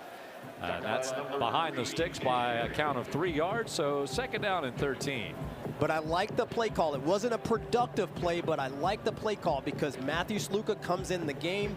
The defense is expecting run, but of course he throws a pass there. Breaks a tendency right now for James Madison. That's going to be important as the season goes along and they continue to run this 2-quarterback system. Second down and about 13. Dupree is the tight end. Here comes a blitz from the right corner, and Barnett did not know he was coming on in. And Eshawn Daniels has been there again. He's had a couple of big plays, and that might be the hit that helps Barnett to overcome MI 100%. Yeah, and the corner did a great job disguising that blitz. He came from depth. He never left his receiver. And Barnett's just got to see that. And that's one of those things that we saw last year. He had a hard time recognizing the blitz at times. That should have been an easy one for him to pick up. This time he drops it off underneath. Coming here to the near side, it's Wayne Knight. Knight gets free, takes it up to the 31-yard line, but that's just close to the original line of scrimmage. Hitchens and Carey will bring him down there. So that sets up a 4th down and 10, and we'll see for the first time today the punting unit come on for James Madison. And doing so is Patrick Ray. He's from Melbourne, Australia, so we do have a couple of Australian punters in the lineup for today's ball game. He was a transfer from Louisiana Tech, 77 punts, averaged 39.7. But watch him punt, and he is a little unique in the sense that he's going to use, you watch it here. Actually, he's going to run with it. He finds an open spot. He's going to take off, and he's out of bounds, shy of the first down marker. And so with that, the Dukes will turn the football over on a change of downs. Well, that I didn't quite expect either. You know, I didn't expect that either. I'm going to guess that they give him the flexibility to make that call. And I think that time he kind of overestimated his ability to get to that first down marker. So Weber will take over at the 43-yard line on a change of downs. And you might chalk that up. That's a head scratcher for Coach Kanan. No doubt about it. Let's take a timeout. We'll be back to Harrisonburg in just a couple of moments.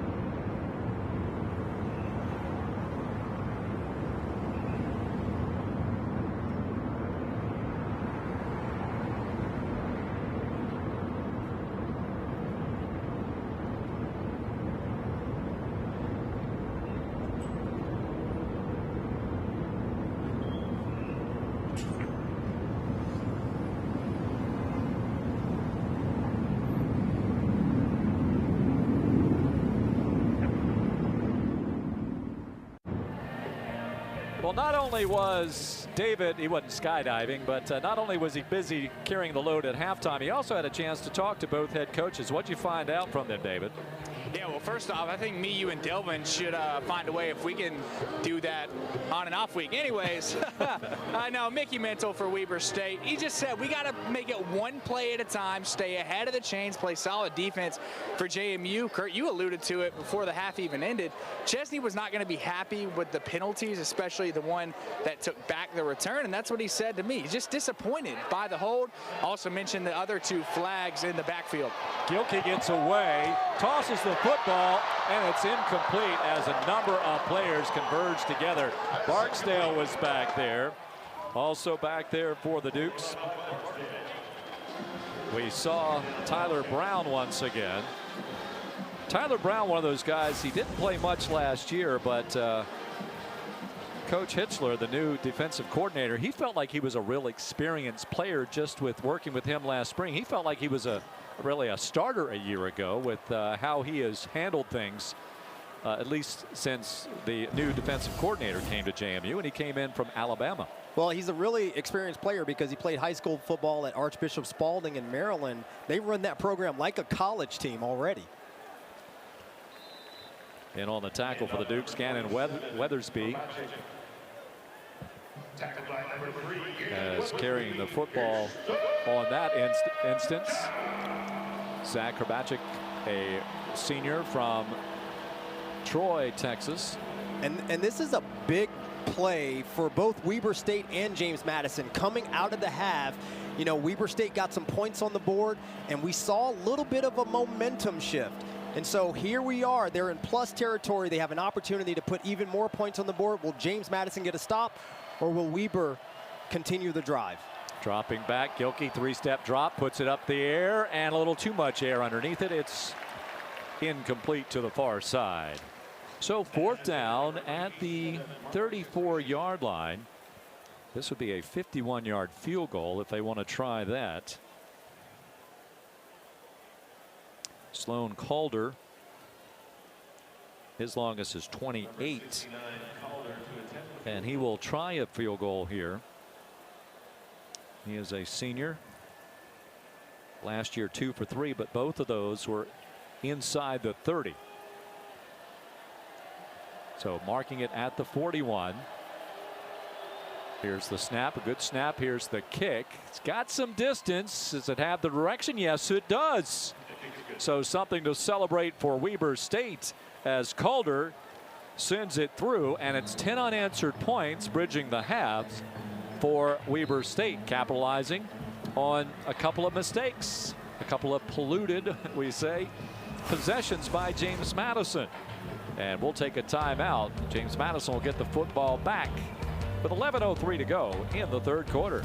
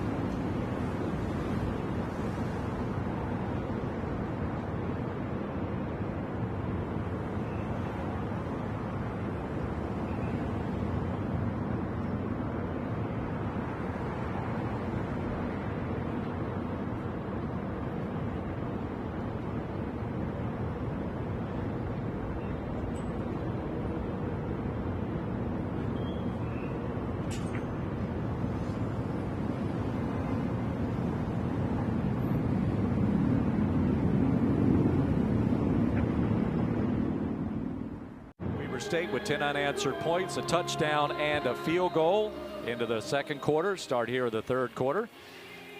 It's great to have coaching experience on your squad, and boy, there's a young man, well, let's say a mature man, on the other side of the field for Weber State that's got a lot of experience, does he not, David Holvey?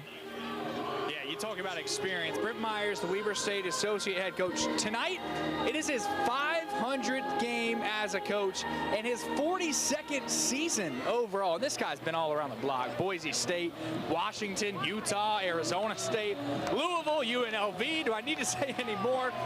And Coach Mental even highlighted what it means to have him on his staff, because as a younger coach relatively in Mental, the presence that Myers brings, he said it's awesome. And it's a guy that's seen it at all the different levels. Football hasn't changed, and it's a nice piece to have as a younger coach. Just think about that. You don't play any more than, I mean, in the FCS level, you could play up to 15 games a year, right? So 500 games. You know, he said 42 years, of course. You can do the math. That's a lot of seasons. That's a lot of seasons. And you know what's interesting? He didn't rely on the SID at Weber State to tell him that. He said he and his wife were having a cup of coffee, and they were talking about it at the breakfast table and counted all the games themselves. James Madison with the football for the second time here after failing to convert on a fake punt the last time with the football. Dukes will run the football on the first play. And that is George Pettaway up to the 30-yard line.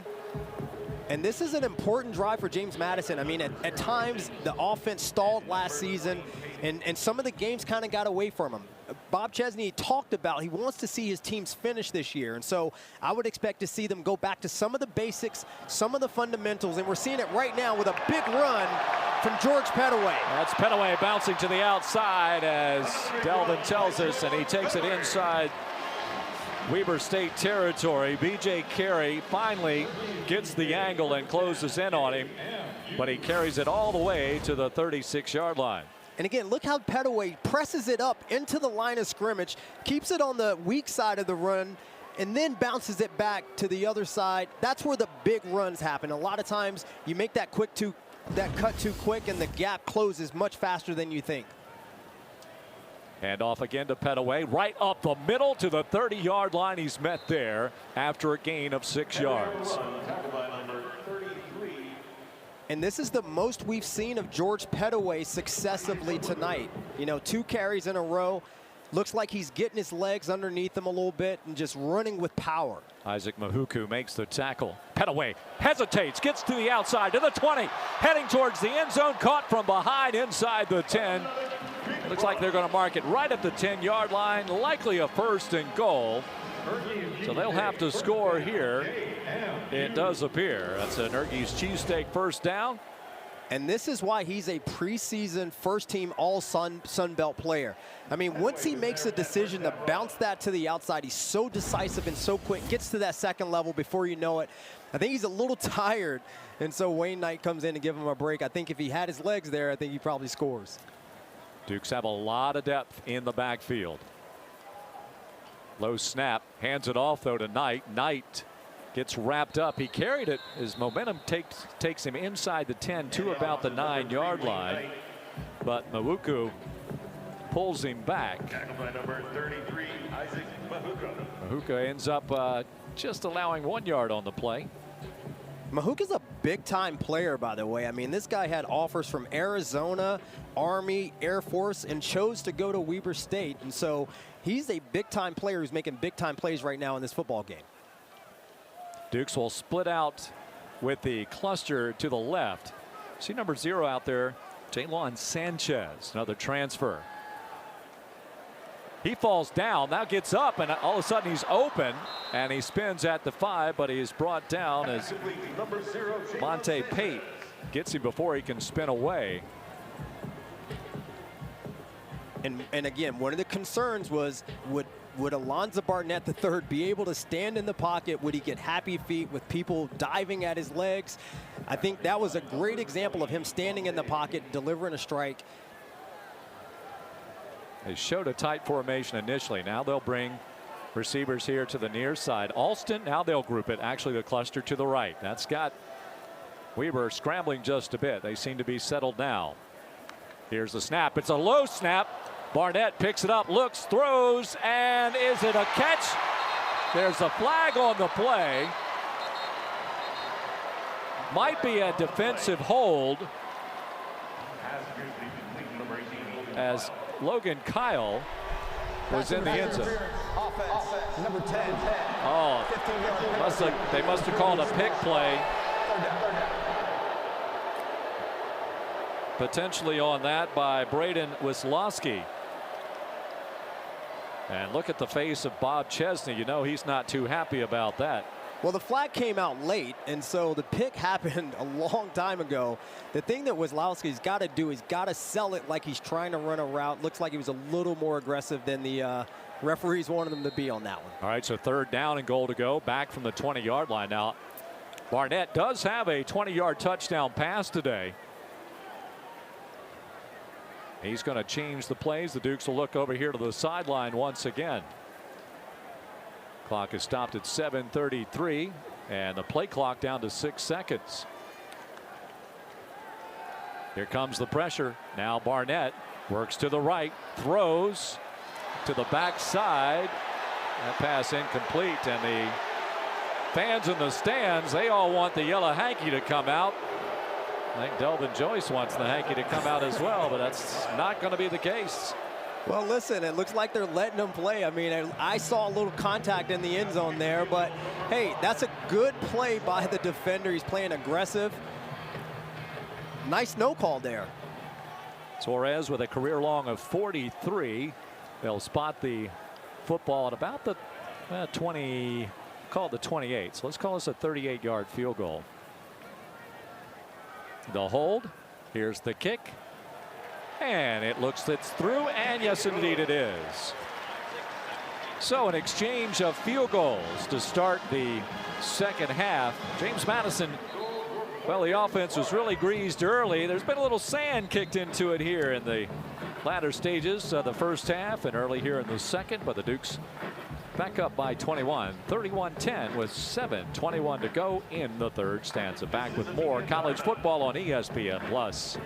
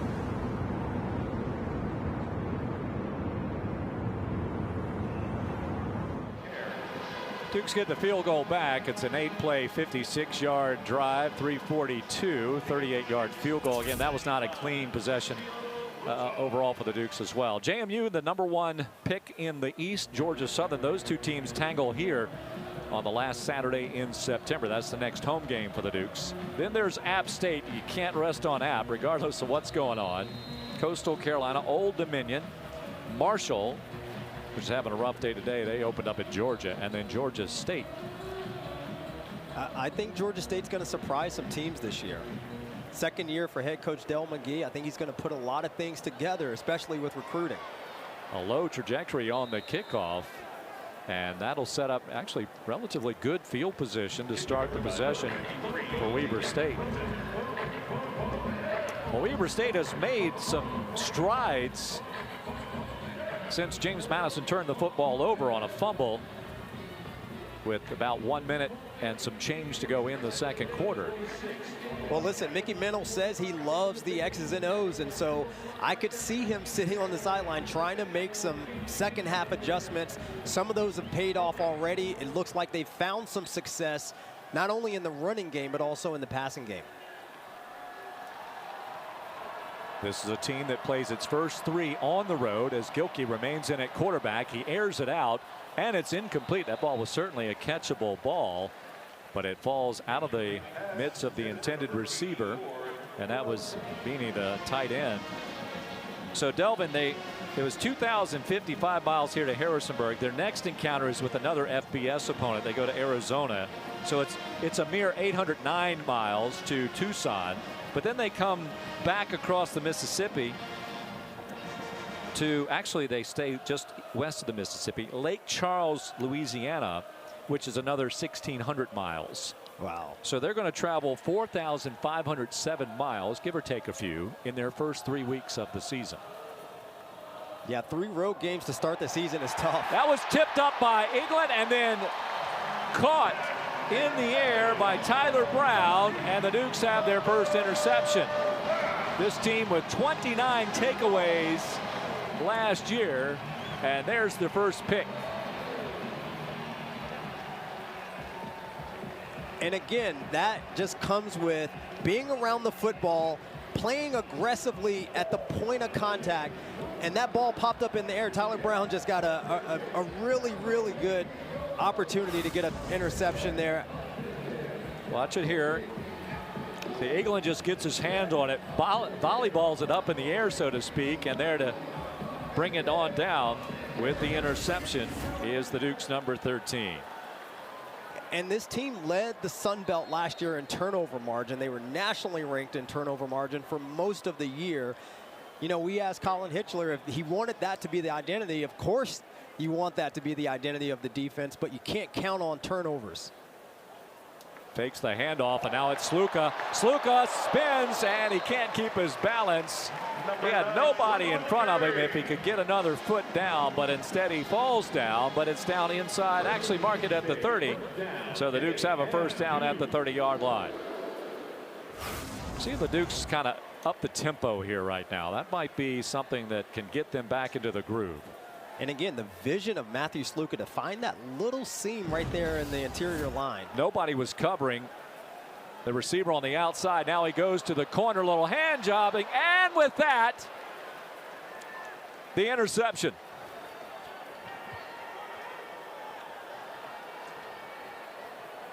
So we're at one interception, then to another. And Sluka just underthrew the football. He looked out there, and a day he was all alone. Nobody was out there covering him, and then the corner gets out. And I think he just waited too long. I mean, a day he was out there wide open by himself, but at that point the defender caught on and made a really good play on the football. That was King that comes up with the interception.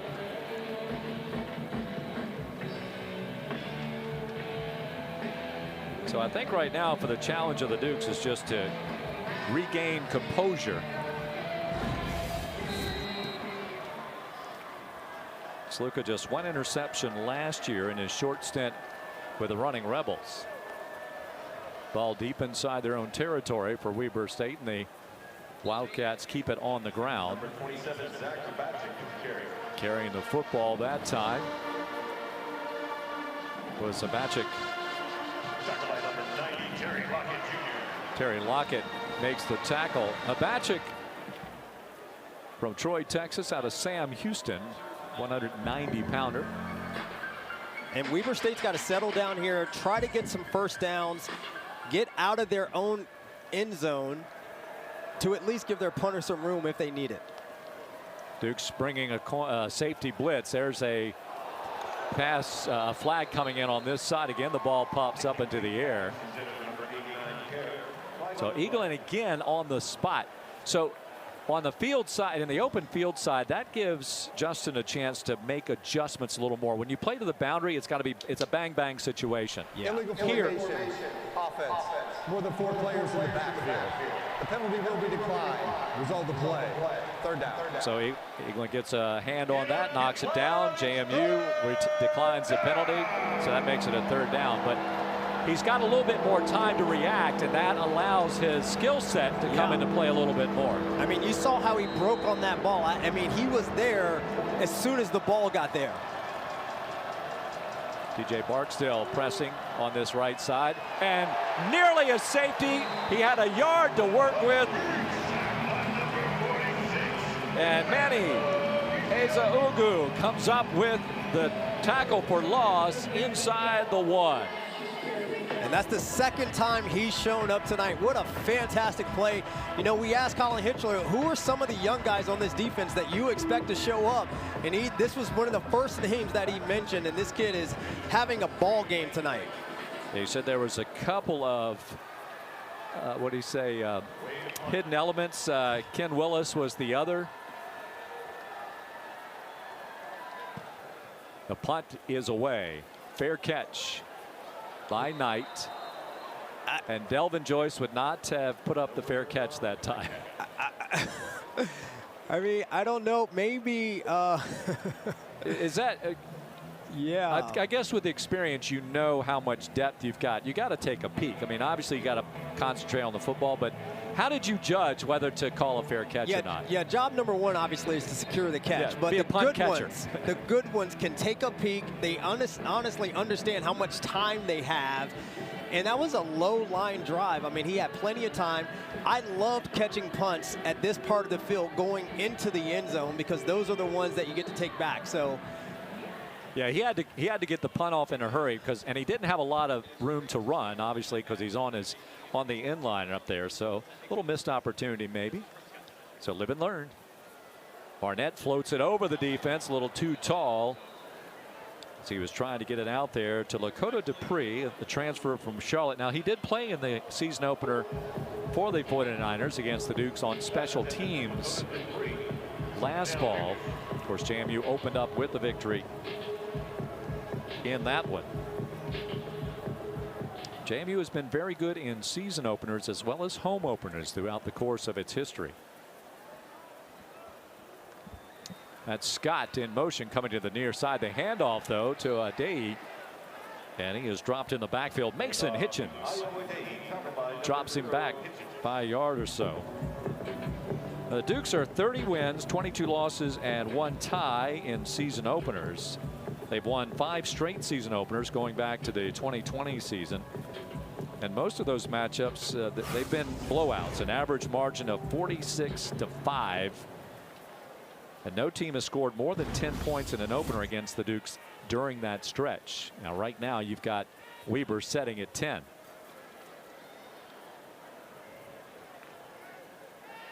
Barnett, plenty of time.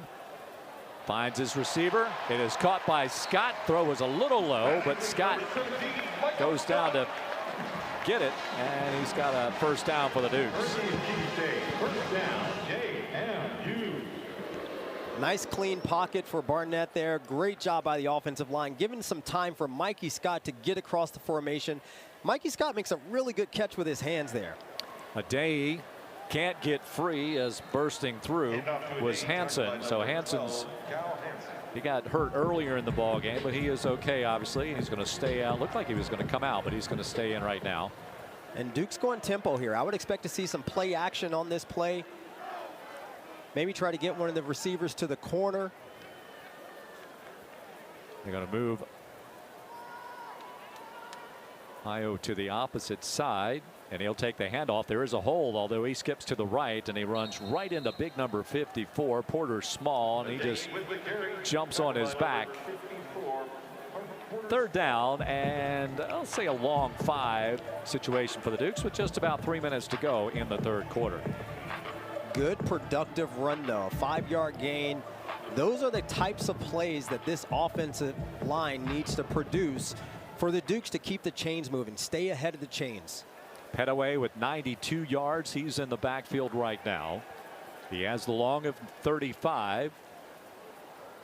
Sluka has accounted for 30 yards and a touchdown. 30 yards from Barnett as well.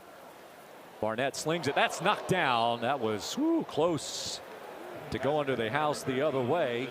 If Monte Pate can get it to stick. He needed an S in his name. Needed to be Monte Paste on that one to try to come up with the ball. Oh, hits him in the face mask. So Suarez will come in for another field goal try. This one a little further back from 37. They'll mark it there. So a 47-yard field goal. His career long is 43. That came against Michigan State last year when he was playing for FAU. Here's the snap. The left-footed kick, and it's low and blocked. And so Weber with another micro victory in this contest. Yeah, and again, we're seeing the offense stall. We're seeing the mistakes sort of pile up on this James Madison team. I mean, it looks like the kick just comes out low. Getting a hand on the football was Kevin Enriquez. Weber State will take over at its own 32-yard line. Well, that's the thing with the longer kicks. The trajectory of the football has to be a little lower, and so you teach those guys, get your hands up. You never know what could happen, and Enrique just gets his mitt on that ball, and what a really good play at a timely moment in this game for that kid. So Gilkey, who has run for 23 yards, he's got it there, but he'll lose some yardage. We'll change that number. Michael McMullen comes in to make the tackle, and Trent Hendrick comes in with some pressure as well.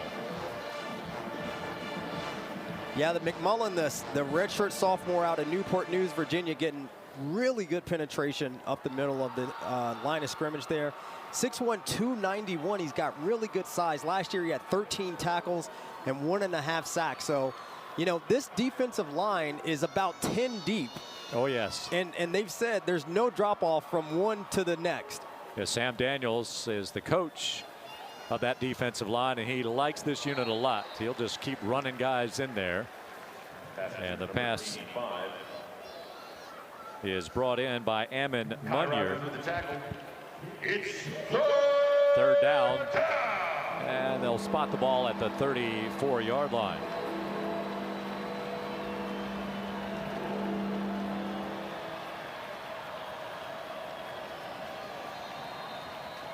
Flag on the play. Illegal procedure, the initial call. False start. Offense, number 65. 5-yard penalty. Third down. So the false start will back him up 5 yards. And these pre-snap penalties in critical moments in the game, especially on third down, this is what drives head coaches crazy, especially when that head coach is also the offensive coordinator.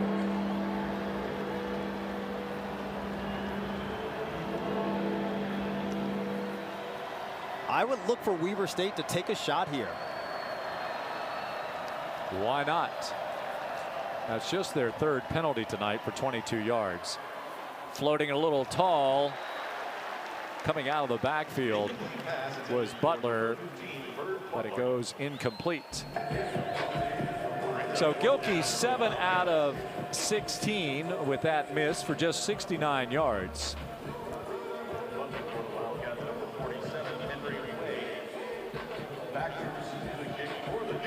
So JMU brought a lot of pressure on that last play, paid man-to-man defense on the back end of that in the secondary, and really good stop there for James Madison's defense. Here's the punt. Knight at the 30. No fair catch this time. He picks up about 3.5, maybe 4 yards on the initial burst forward.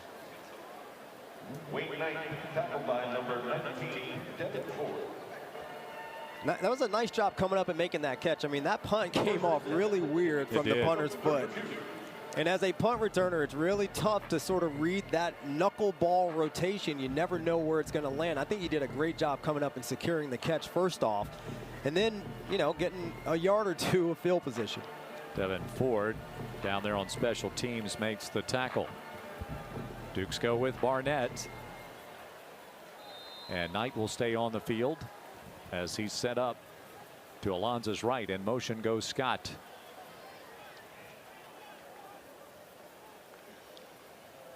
Barnett wheels it out here to Knight. Helmet comes off.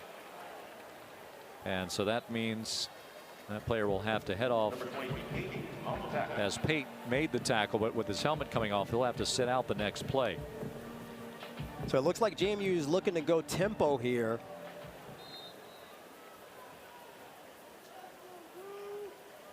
Logan Kyle flips to the far side.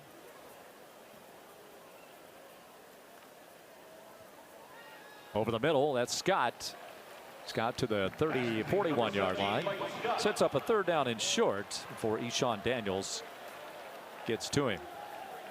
And, you know, really impressed with Michael Scott. You know, he's not a big guy, but he doesn't seem to have any fear going across the middle. If you remember Chris Thornton, KT, a couple of years ago, he's kind of that style of player, just pretty green at this stage. Hard count that time, trying to draw.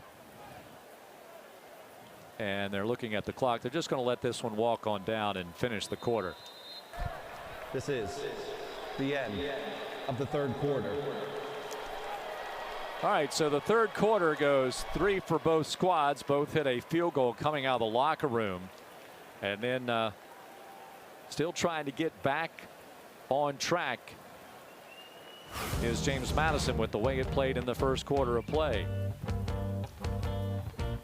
But they have a 21-point lead going into the final frame on this opening night in Harrisonburg.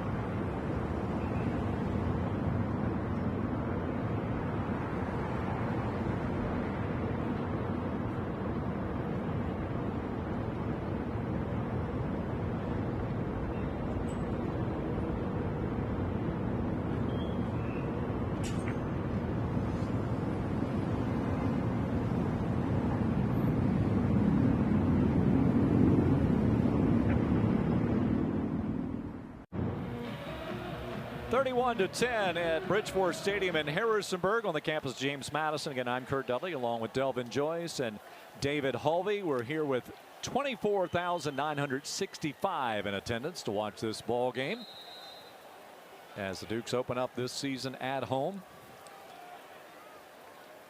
And Alonzo Barnett facing a 3rd down and 2.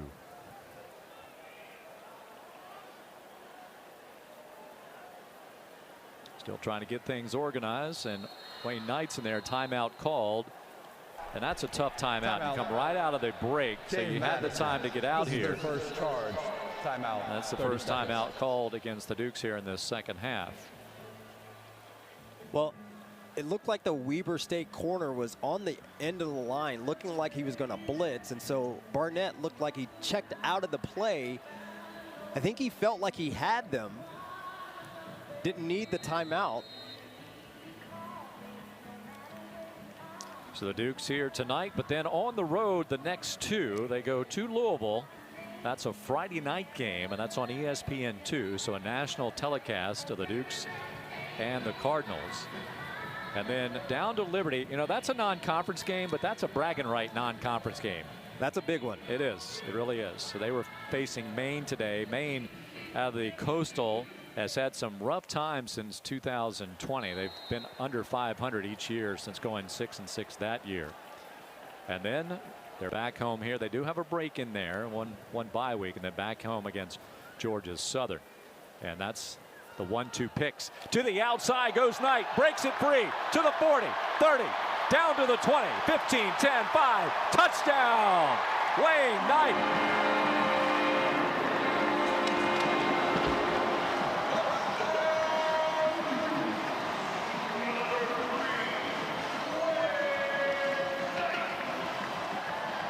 There you go, number 3, Delvin Joyce. Does he make you proud with that run? Well, listen, I mean, I think this is what Barnett thought he saw before they called the timeout. The cornerback for Weber State was on the edge of the line. They got the kick out block on him, and Wayne Knight had an easy path to the end zone. All he had to do was use the speed. No flags on the play.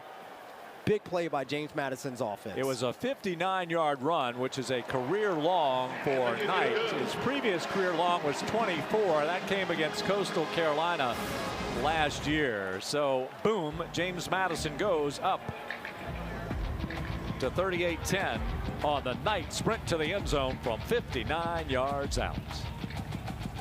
Back to Harrisonburg after this timeout on ESPN+.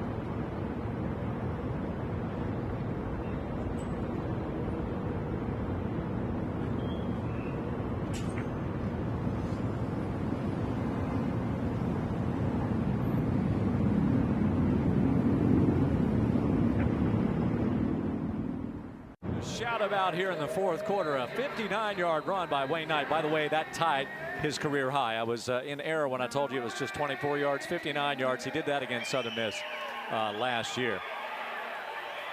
So David Hulvey is making his way around through some, well, interesting areas here around the stadium. Where are you, David? Well, Kurt, I hope I'm not making you all too jealous, because right now I'm in the premium end zone seating section. Of course, this was added this year at Bridgeforth Stadium, and I'm having a great time. I love this. I might just sit here for the rest of the game. Now, this is not the only spot. You got 14 seats, 4 sections, and then if you look on the visitors side, you've got another 500+ seats that have been added. Mesh seating. You also have the cup holders. You have the bar top tables. You can order food. You can order drinks. You can do just about anything you want here, and also watch football. It is, yeah, it's great. Delvin, Kurt, I know it's nice up in the booth, but I gotta say I have the much better position right now. I tell you, I've had the opportunity coming to practice to sit in those seats. They are very comfy. Very comfy. I got to say, though, I miss the bushes. Do you? I miss the bushes. Honestly, I don't. I don't miss the bushes. But now we have 2 bushes on the defensive line, Kels Bush and Emmanuel Bush. So, well, yeah, that's true. That is true. But what a, I mean, I want to go back to Wayne Knight for a second. I mean, coming into this season, you know, we talk about the depth in the offensive backfield for James Madison. No one really talked about Wayne Knight. It was always about Ayo Adeyi and George Pettaway, and this guy is having a game. And yesterday, Bob Chesney talked about how, you know, he and Wayne Knight see the game the same. He couldn't say enough good things about Wayne Knight. Oh, the ball is free. Hold on. Nope, they're going to say it's down. On the field is the ball carrier's knee was down. Knee was down. Coming loose. It's second down. All right, I want to throw some numbers at you here as we talk about the versatility and the experience. One of the reasons this team is picked #1 in the Sun Belt East and the lofty goals is when you look at the experience. I'm going to throw some big numbers at you right now. Okay, so in the quarterback room alone, you've got over 12,000 yards passing. Wow. Okay. And you've got over 4,600 yards rushing in the quarterback room alone. And of course, Sluka had 3,583 when he was rushing for Holy Cross. And just a couple of yards there. So that's your quarterback room. In your running back room, now also among those, you have 54 rushing touchdowns and 117 passing touchdowns. In the running back room, 6,923 yards and 81 touchdowns. That does not include their receptions coming out of the backfield or touchdowns out of the backfield. Wow.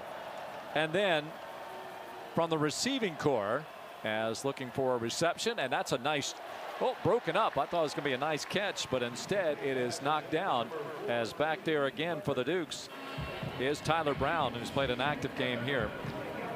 In the receiving corps, over 5,600 yards and 36 touchdowns from that group. Yes. Big numbers. Big numbers, and it's not hyperbole to say that this is a very, very deep team. We didn't even mention Camden Coleman, the transfer from Richmond, who came over to be a part of this James Madison offense. He added to those numbers you just talked about. He does. Yes, he does. Now, Jordan Fuller, that was nearly blocked. I don't know if he got a piece of it or not. It's going to shank, and the Dukes will get excellent field position. Well, it is opening night here for college football. Of course, a lot of folks at watch parties. I do know, for example, that an alumni group out in San Diego are watching, for example. I'm sure there are others, and I apologize I don't shout you out particularly, but there's a big-time shout-out to all of you. I do want to give a special shout-out to the JMU softball Dukes. They're kind of doing a little team bonding this weekend. They have made the trip down to the Outer Banks, and so shout-out to the softball Dukes. Yeah, I watched that TV show, man. That's a great TV show, the Outer Banks. Yeah, that's true. Maybe they will shoot a version while they're down there. We want to thank Kate Carrier, who has been very instrumental in preparing for today's ball game, as well as Caden Bridges and SB Ellis that have helped us out in research for today's game. Airing it out, and just a little overthrown, looking for smoke. Collins can't reach out to get it. Wayne Knight also with that yard at 59 yards. That gives him 89 for the ball game. That sets a career high, by the way. But again, the growth and maturity of Alonzo Barnett III, you know, he feels the pressure coming from the outside, steps up just slightly to get the ball off. I think last year a lot of times he'd stand there in that same spot, maybe take a sack. Just needed one more second to get that ball to Smoke Collins. Handoff up the middle, gains about 5 yards. Number 6, George Petaway with carry. Give him 4, so 3rd down along 5. Twixt in between. Off to the left side, only a couple of yards gained there by Petaway. 4th down. Tackled by number 24, Angel King. Angel King, he's been active defensively for Weber State. And Petaway just a couple of yards shy of a 100-yard game, so looks like they're going to go for it and maybe hand it off to him and give him 100 on this 4th down play.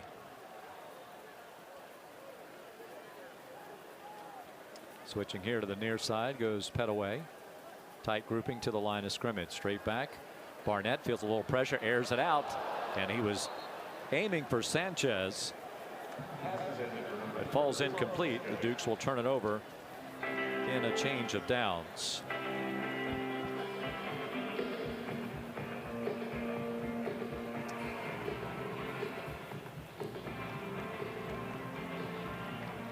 All right, so let's take a look for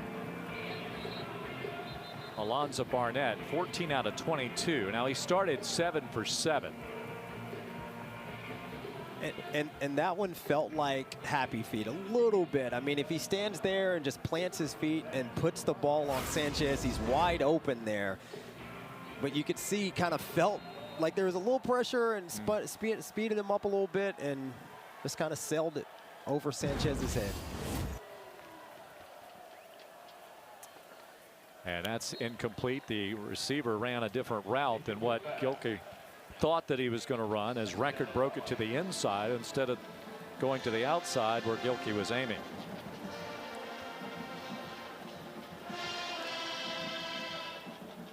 So Weber State's going to go with tempo here. I mean, they have to. They want to get these reps in on the offensive side of the ball and maybe try to get some more points on the board.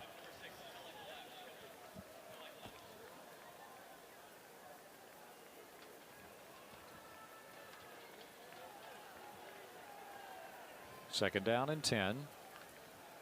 Starting at the 28. Handoff goes up the middle. And that is one of the Bush boys. Gave credit to Trent Hedrick, but I saw also getting in there and wrapping things up Kels Bush. Gain up a couple. 3rd down. Yeah, I really like Kels Bush, transfer out of Louisiana Tech, a new member of the Sun Belt. Leaving Conference USA. And that's a completed pass to the far side. Marcus comes up with the catch. And again, the ball reception. And there's that arm strength by Gilkey. Good route by the receiver. Sells it up the field, breaks it off. Really good possession catch to keep the chains moving. That was Ken Willis on the coverage. He's a transfer from Cincinnati. His career high with the Bearcats. Tackled 9 Sooners of Oklahoma.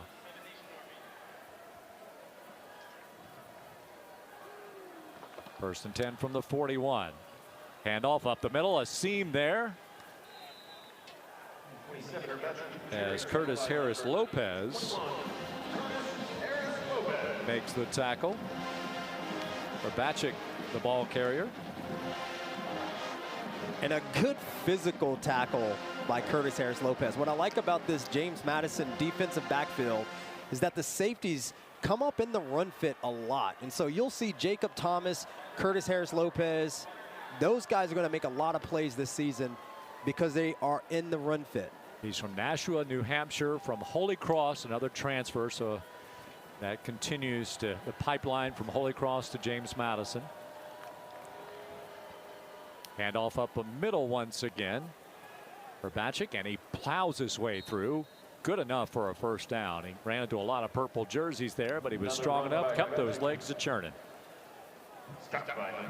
I mean, I know this is an FCS team, but that offensive line, you said it earlier, Kurt, this is not an FCS offensive line.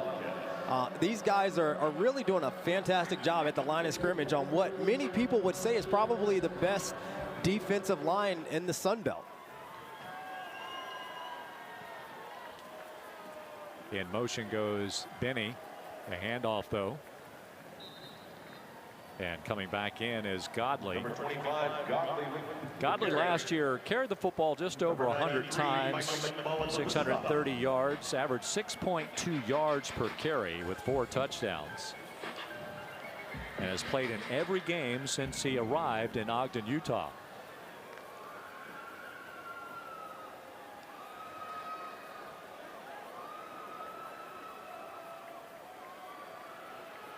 A lot of first-time experiences for the newcomers here to James Madison University, both on the field and in the stands. And among those is the new president of James Madison, President Jim, he wants to be known by.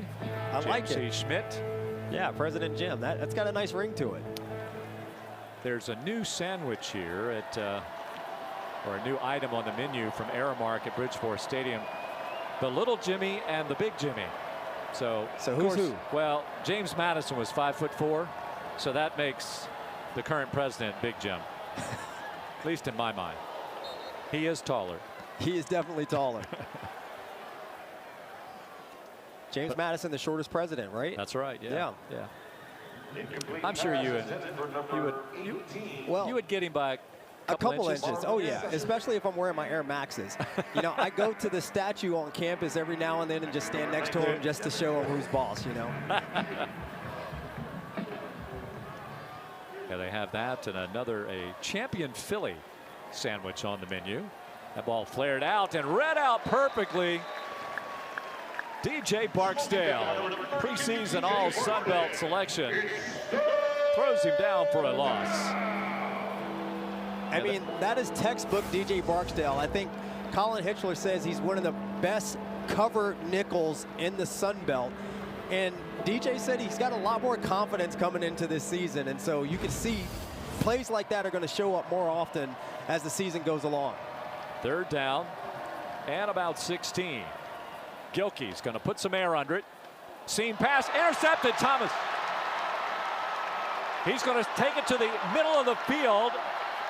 And he is tackled at the 45 as Jacob Thomas comes up with the interception. He is on the preseason Thorpe Award list as the top defensive back in the country, and the Bednarik Award list, which is the top defensive player all in all. And just another tip ball. We saw Ty Spence last year got a lot of tip ball interceptions. This year, it looks like our safeties, the safeties for James Madison, are going to get a lot of tip balls.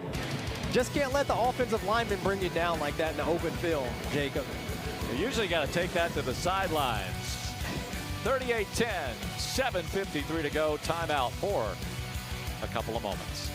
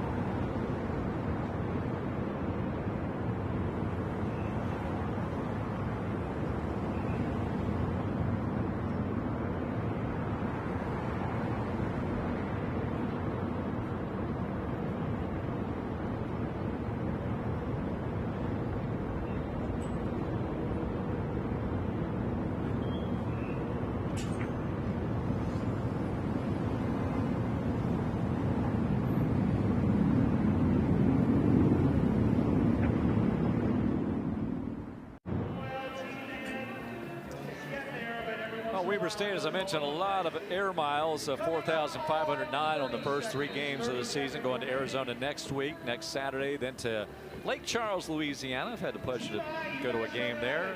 It's McNeese State, the Cowboys. Then they host Butler on their home opener, and that's on the 20th at UC Davis, and Sacramento State as they work their way into Big Sky Conference action. They're picked to finish 6th in the Big Sky. Montana State picked number 1, and the Bobcats are number 2 on the national poll, opening up the FCS top 25. Guess who's at the top? North Dakota State. Of course. Yep. And then South Dakota State number 3. Incarnate Word is 4, but they took a loss to Nichols last week in week 0. So that should probably change. South Dakota number 5. And if you're you remember, if you follow JMU football, you know that most of the career at the FCS level was a member of the then Colonial Athletic Association. Rhode Island is the number 1 team out of that league, currently number 10 on the preseason poll. Jim Fleming took them to the playoffs last year for the first time since 1985. And when JMU was playing in that league, if they were on your schedule, it was a dub. You were putting a dub. Oh, yeah. You generally were putting a dub. Yeah, that was a dub. Yeah. So congratulations to the Rhode Island Rams. They've got some things working well for them these days. Jim Fleming, good guy. And a little tackle at the 50-yard line as Keanis Thompson. It's a really good tackle. Mallory. Yeah, I think this Weber State team is going to surprise some people, though. I mean, they got some really talented players in some spots, and I've been really impressed with the quarterback play from Jackson Gilkey. I think this kid is going to be a rock star in the Big Sky Conference and really make some noise as they go through their season. If they get Montana State on the road late, that's a November matchup, I do believe. And slung out to Alston on the far side off the arm of Sluka. Alston pulls in the reception. And Trey Parks Vincent credited with the stop. And it looks like this is going to be 4 down territory. Now this is interesting because you got Matthew Sluka in the game, who is always a run threat, and then you also have the big running back Joby Mallory in the backfield. Yeah, on the 4th down situation. Well, Dukes have used a lot of players on offense tonight. A lot of guys have touched the football. Trying to get the hard count to jump off sides and get the free 1st down, but a timeout is called. And the punting unit looks like they're going to come in as timeout. James Madison. Ray is up, second charge. and the punting unit standing at the 50-yard line. Well, I think we talk about there's a lot of hands that have touched the ball. That was one of the concerns coming into the season. There's so many people that need to touch the ball at receiver, at quarterback, at running back. And how are they going to spread the wealth to all those talented people? I think tonight they've done a really good job of that. 8 guys have carried the football, led by Petaway with 95 yards and Knight with 89. And then on the receiving side, well, it's pretty good distribution there too. Scott's got a team high 4 catches, 3 each for Alston and Knight. Kyle with 2, Ellis with 2, Sanchez 1, Wisłowski with 1, Petaway 1, although that one went for negative yardage. So the Dukes will bring Ray into punt. Now, last time he took off with a football. Actually, his situation is probably more prone to do that here, although I don't think he's going to do so. You'll see. Kicks with the left foot. That's what I wanted to tell you the last time. And okay, so Delvin, left-footed punter, does that kind of twist your world a little bit? It's the worst. I mean, going into a game and you see that the opposing punter is left-footed, it changes your whole thought process with catching the ball. And so the rotation is different. You got to be a lot more intentional about fielding the ball, and it just really throws you off as a punt returner. All right, we'll take a timeout and come back with 5:39 to go in this ball game. James Madison looking for another season-opening victory.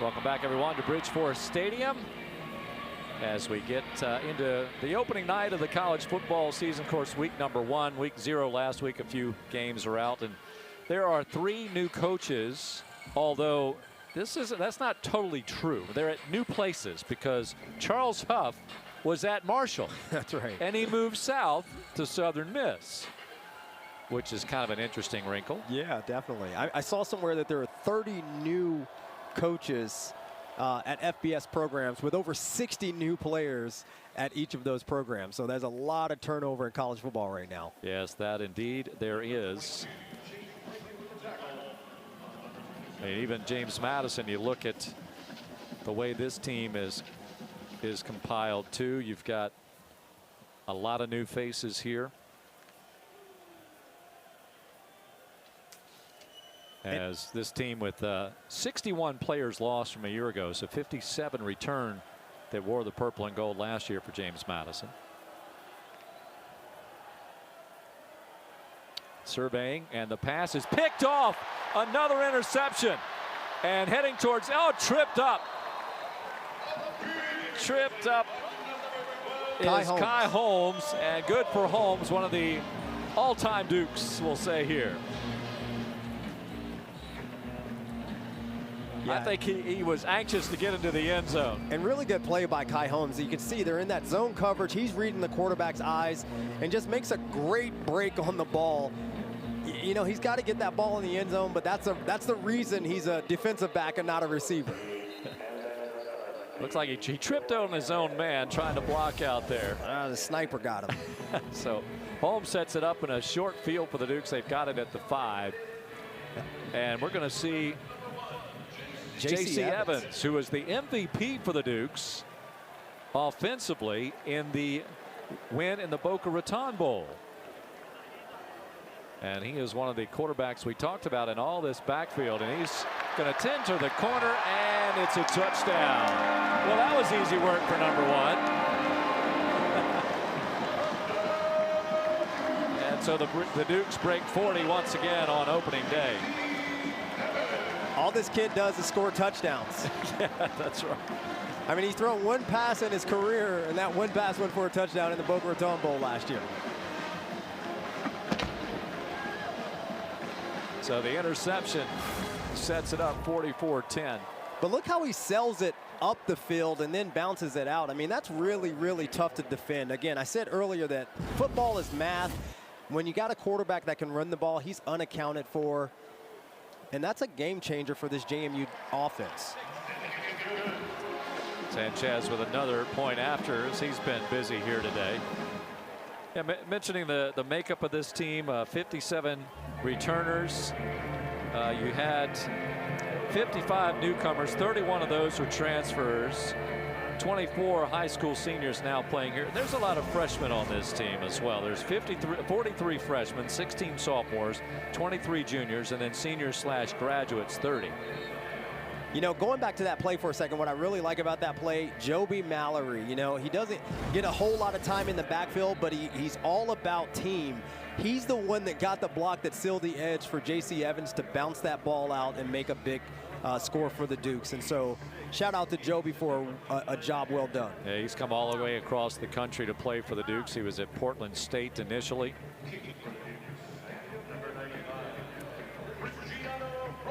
So Rosa will kick off once again for James Madison.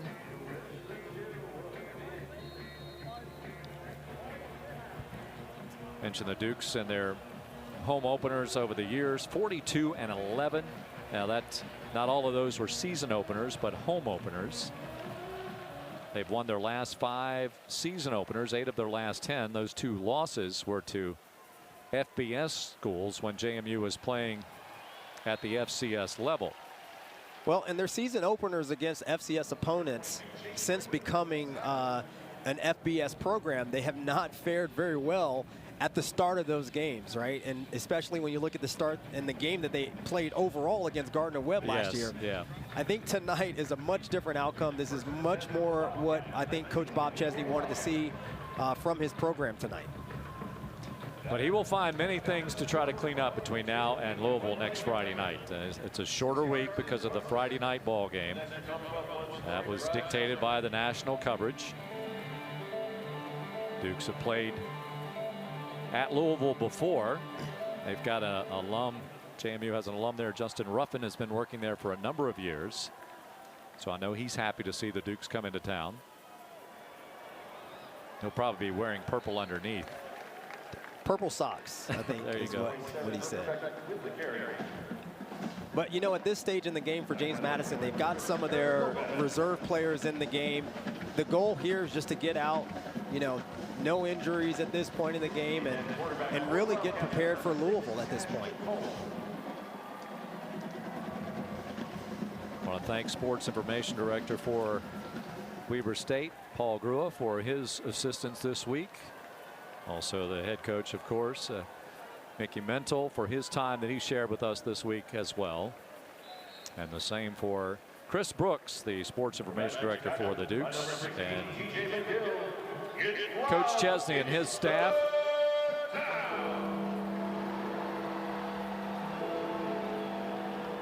Third down and 1. Kelly Bowmaster, our producer today.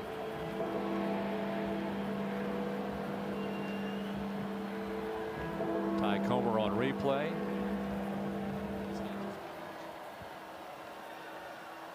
All right, Brian Creasy and John Hodges, our directors today. Carrying the football. Is that Record that was toting the ball that time out of the backfield? I thought I saw number 4. Nope, 34. Okay. So that was Coulter May. Nice strong run by him. And Weber State has their backup quarterback in right now, Cash McCullum. You know, he and Gilkey had a really tough QB battle this past offseason, and looks like he's going to get some reps here at the end of the game. He's a redshirt freshman, was at North Texas last year, China Spring High School, China Spring, Texas. Flares it out, and that's an incomplete pass. That was close to being a lateral, but it's incomplete. It's an incomplete forward pass. Second down. That was close. That was really close. In fact, you know, the one, the official there didn't look like he wanted to make a call on it. He was going to give James Madison an opportunity to scoop and score and maybe figure it out at the end. Yeah, or you go back and review it. Yes. So 2nd and 10. Again, the Dukes next Friday in Louisville. The back again, the ball carrier. Number 16, TJ McGill with the tackle. And TJ McGill makes the tackle for James Madison. And he's come up big on this drive for James Madison's defense. I mean, he's out of Charlotte, North Carolina, where I live right now, but he's a transfer from William & Mary. Very productive at William & Mary last year, though. He had 61 tackles. 2 of those were tackles for loss. And William & Mary also going to the Patriot League for football, joining Richmond. Villanova's going that way. And we're down to our 2 minutes to play. This is the 2-minute timeout. 2-minute timeout here at Bridgeford Stadium. And we'll take our 2-minute timeout. So we'll come back and close this one out from Bridgeford Stadium as James Madison looking for home opening win number 43 in the history of this program.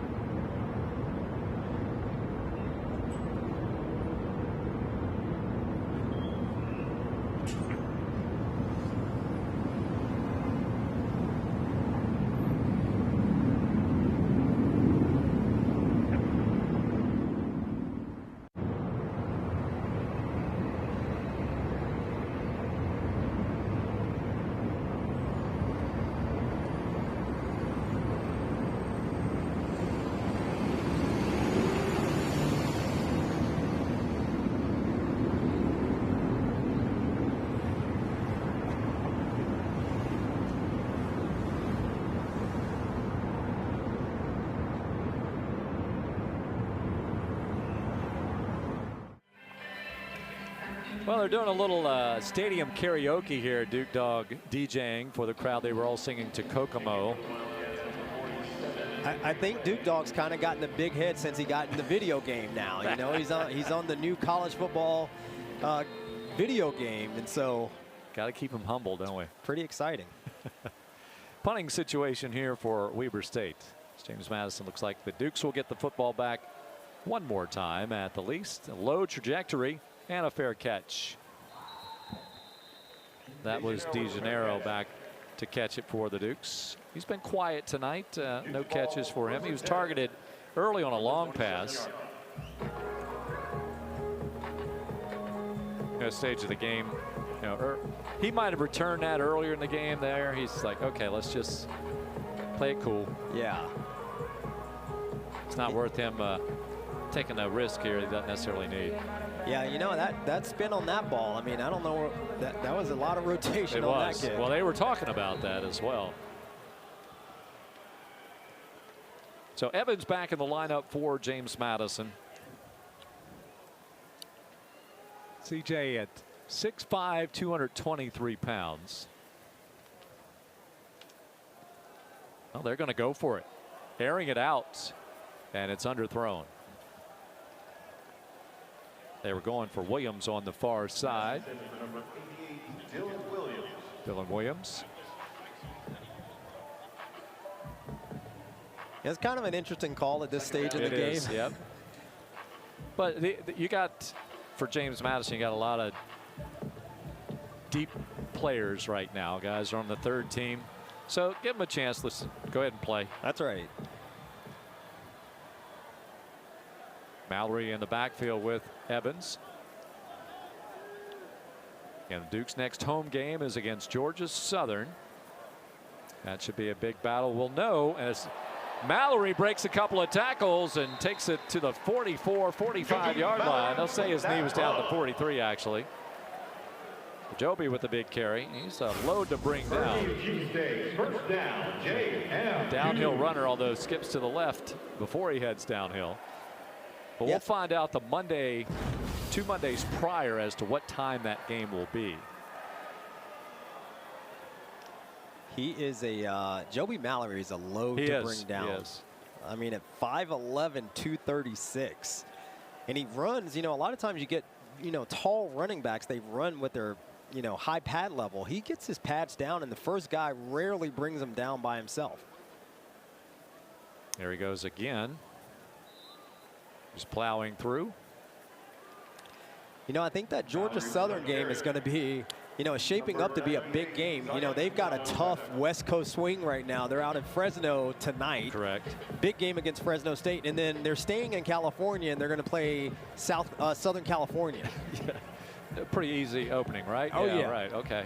Yeah. Well, and, you know, with James Madison, too. Louisville on the schedule next week. And then that Liberty game is going to be an interesting one as well. There's a lot of bragging rights on the line there. But they get that bye before the Liberty game. Yes, they do.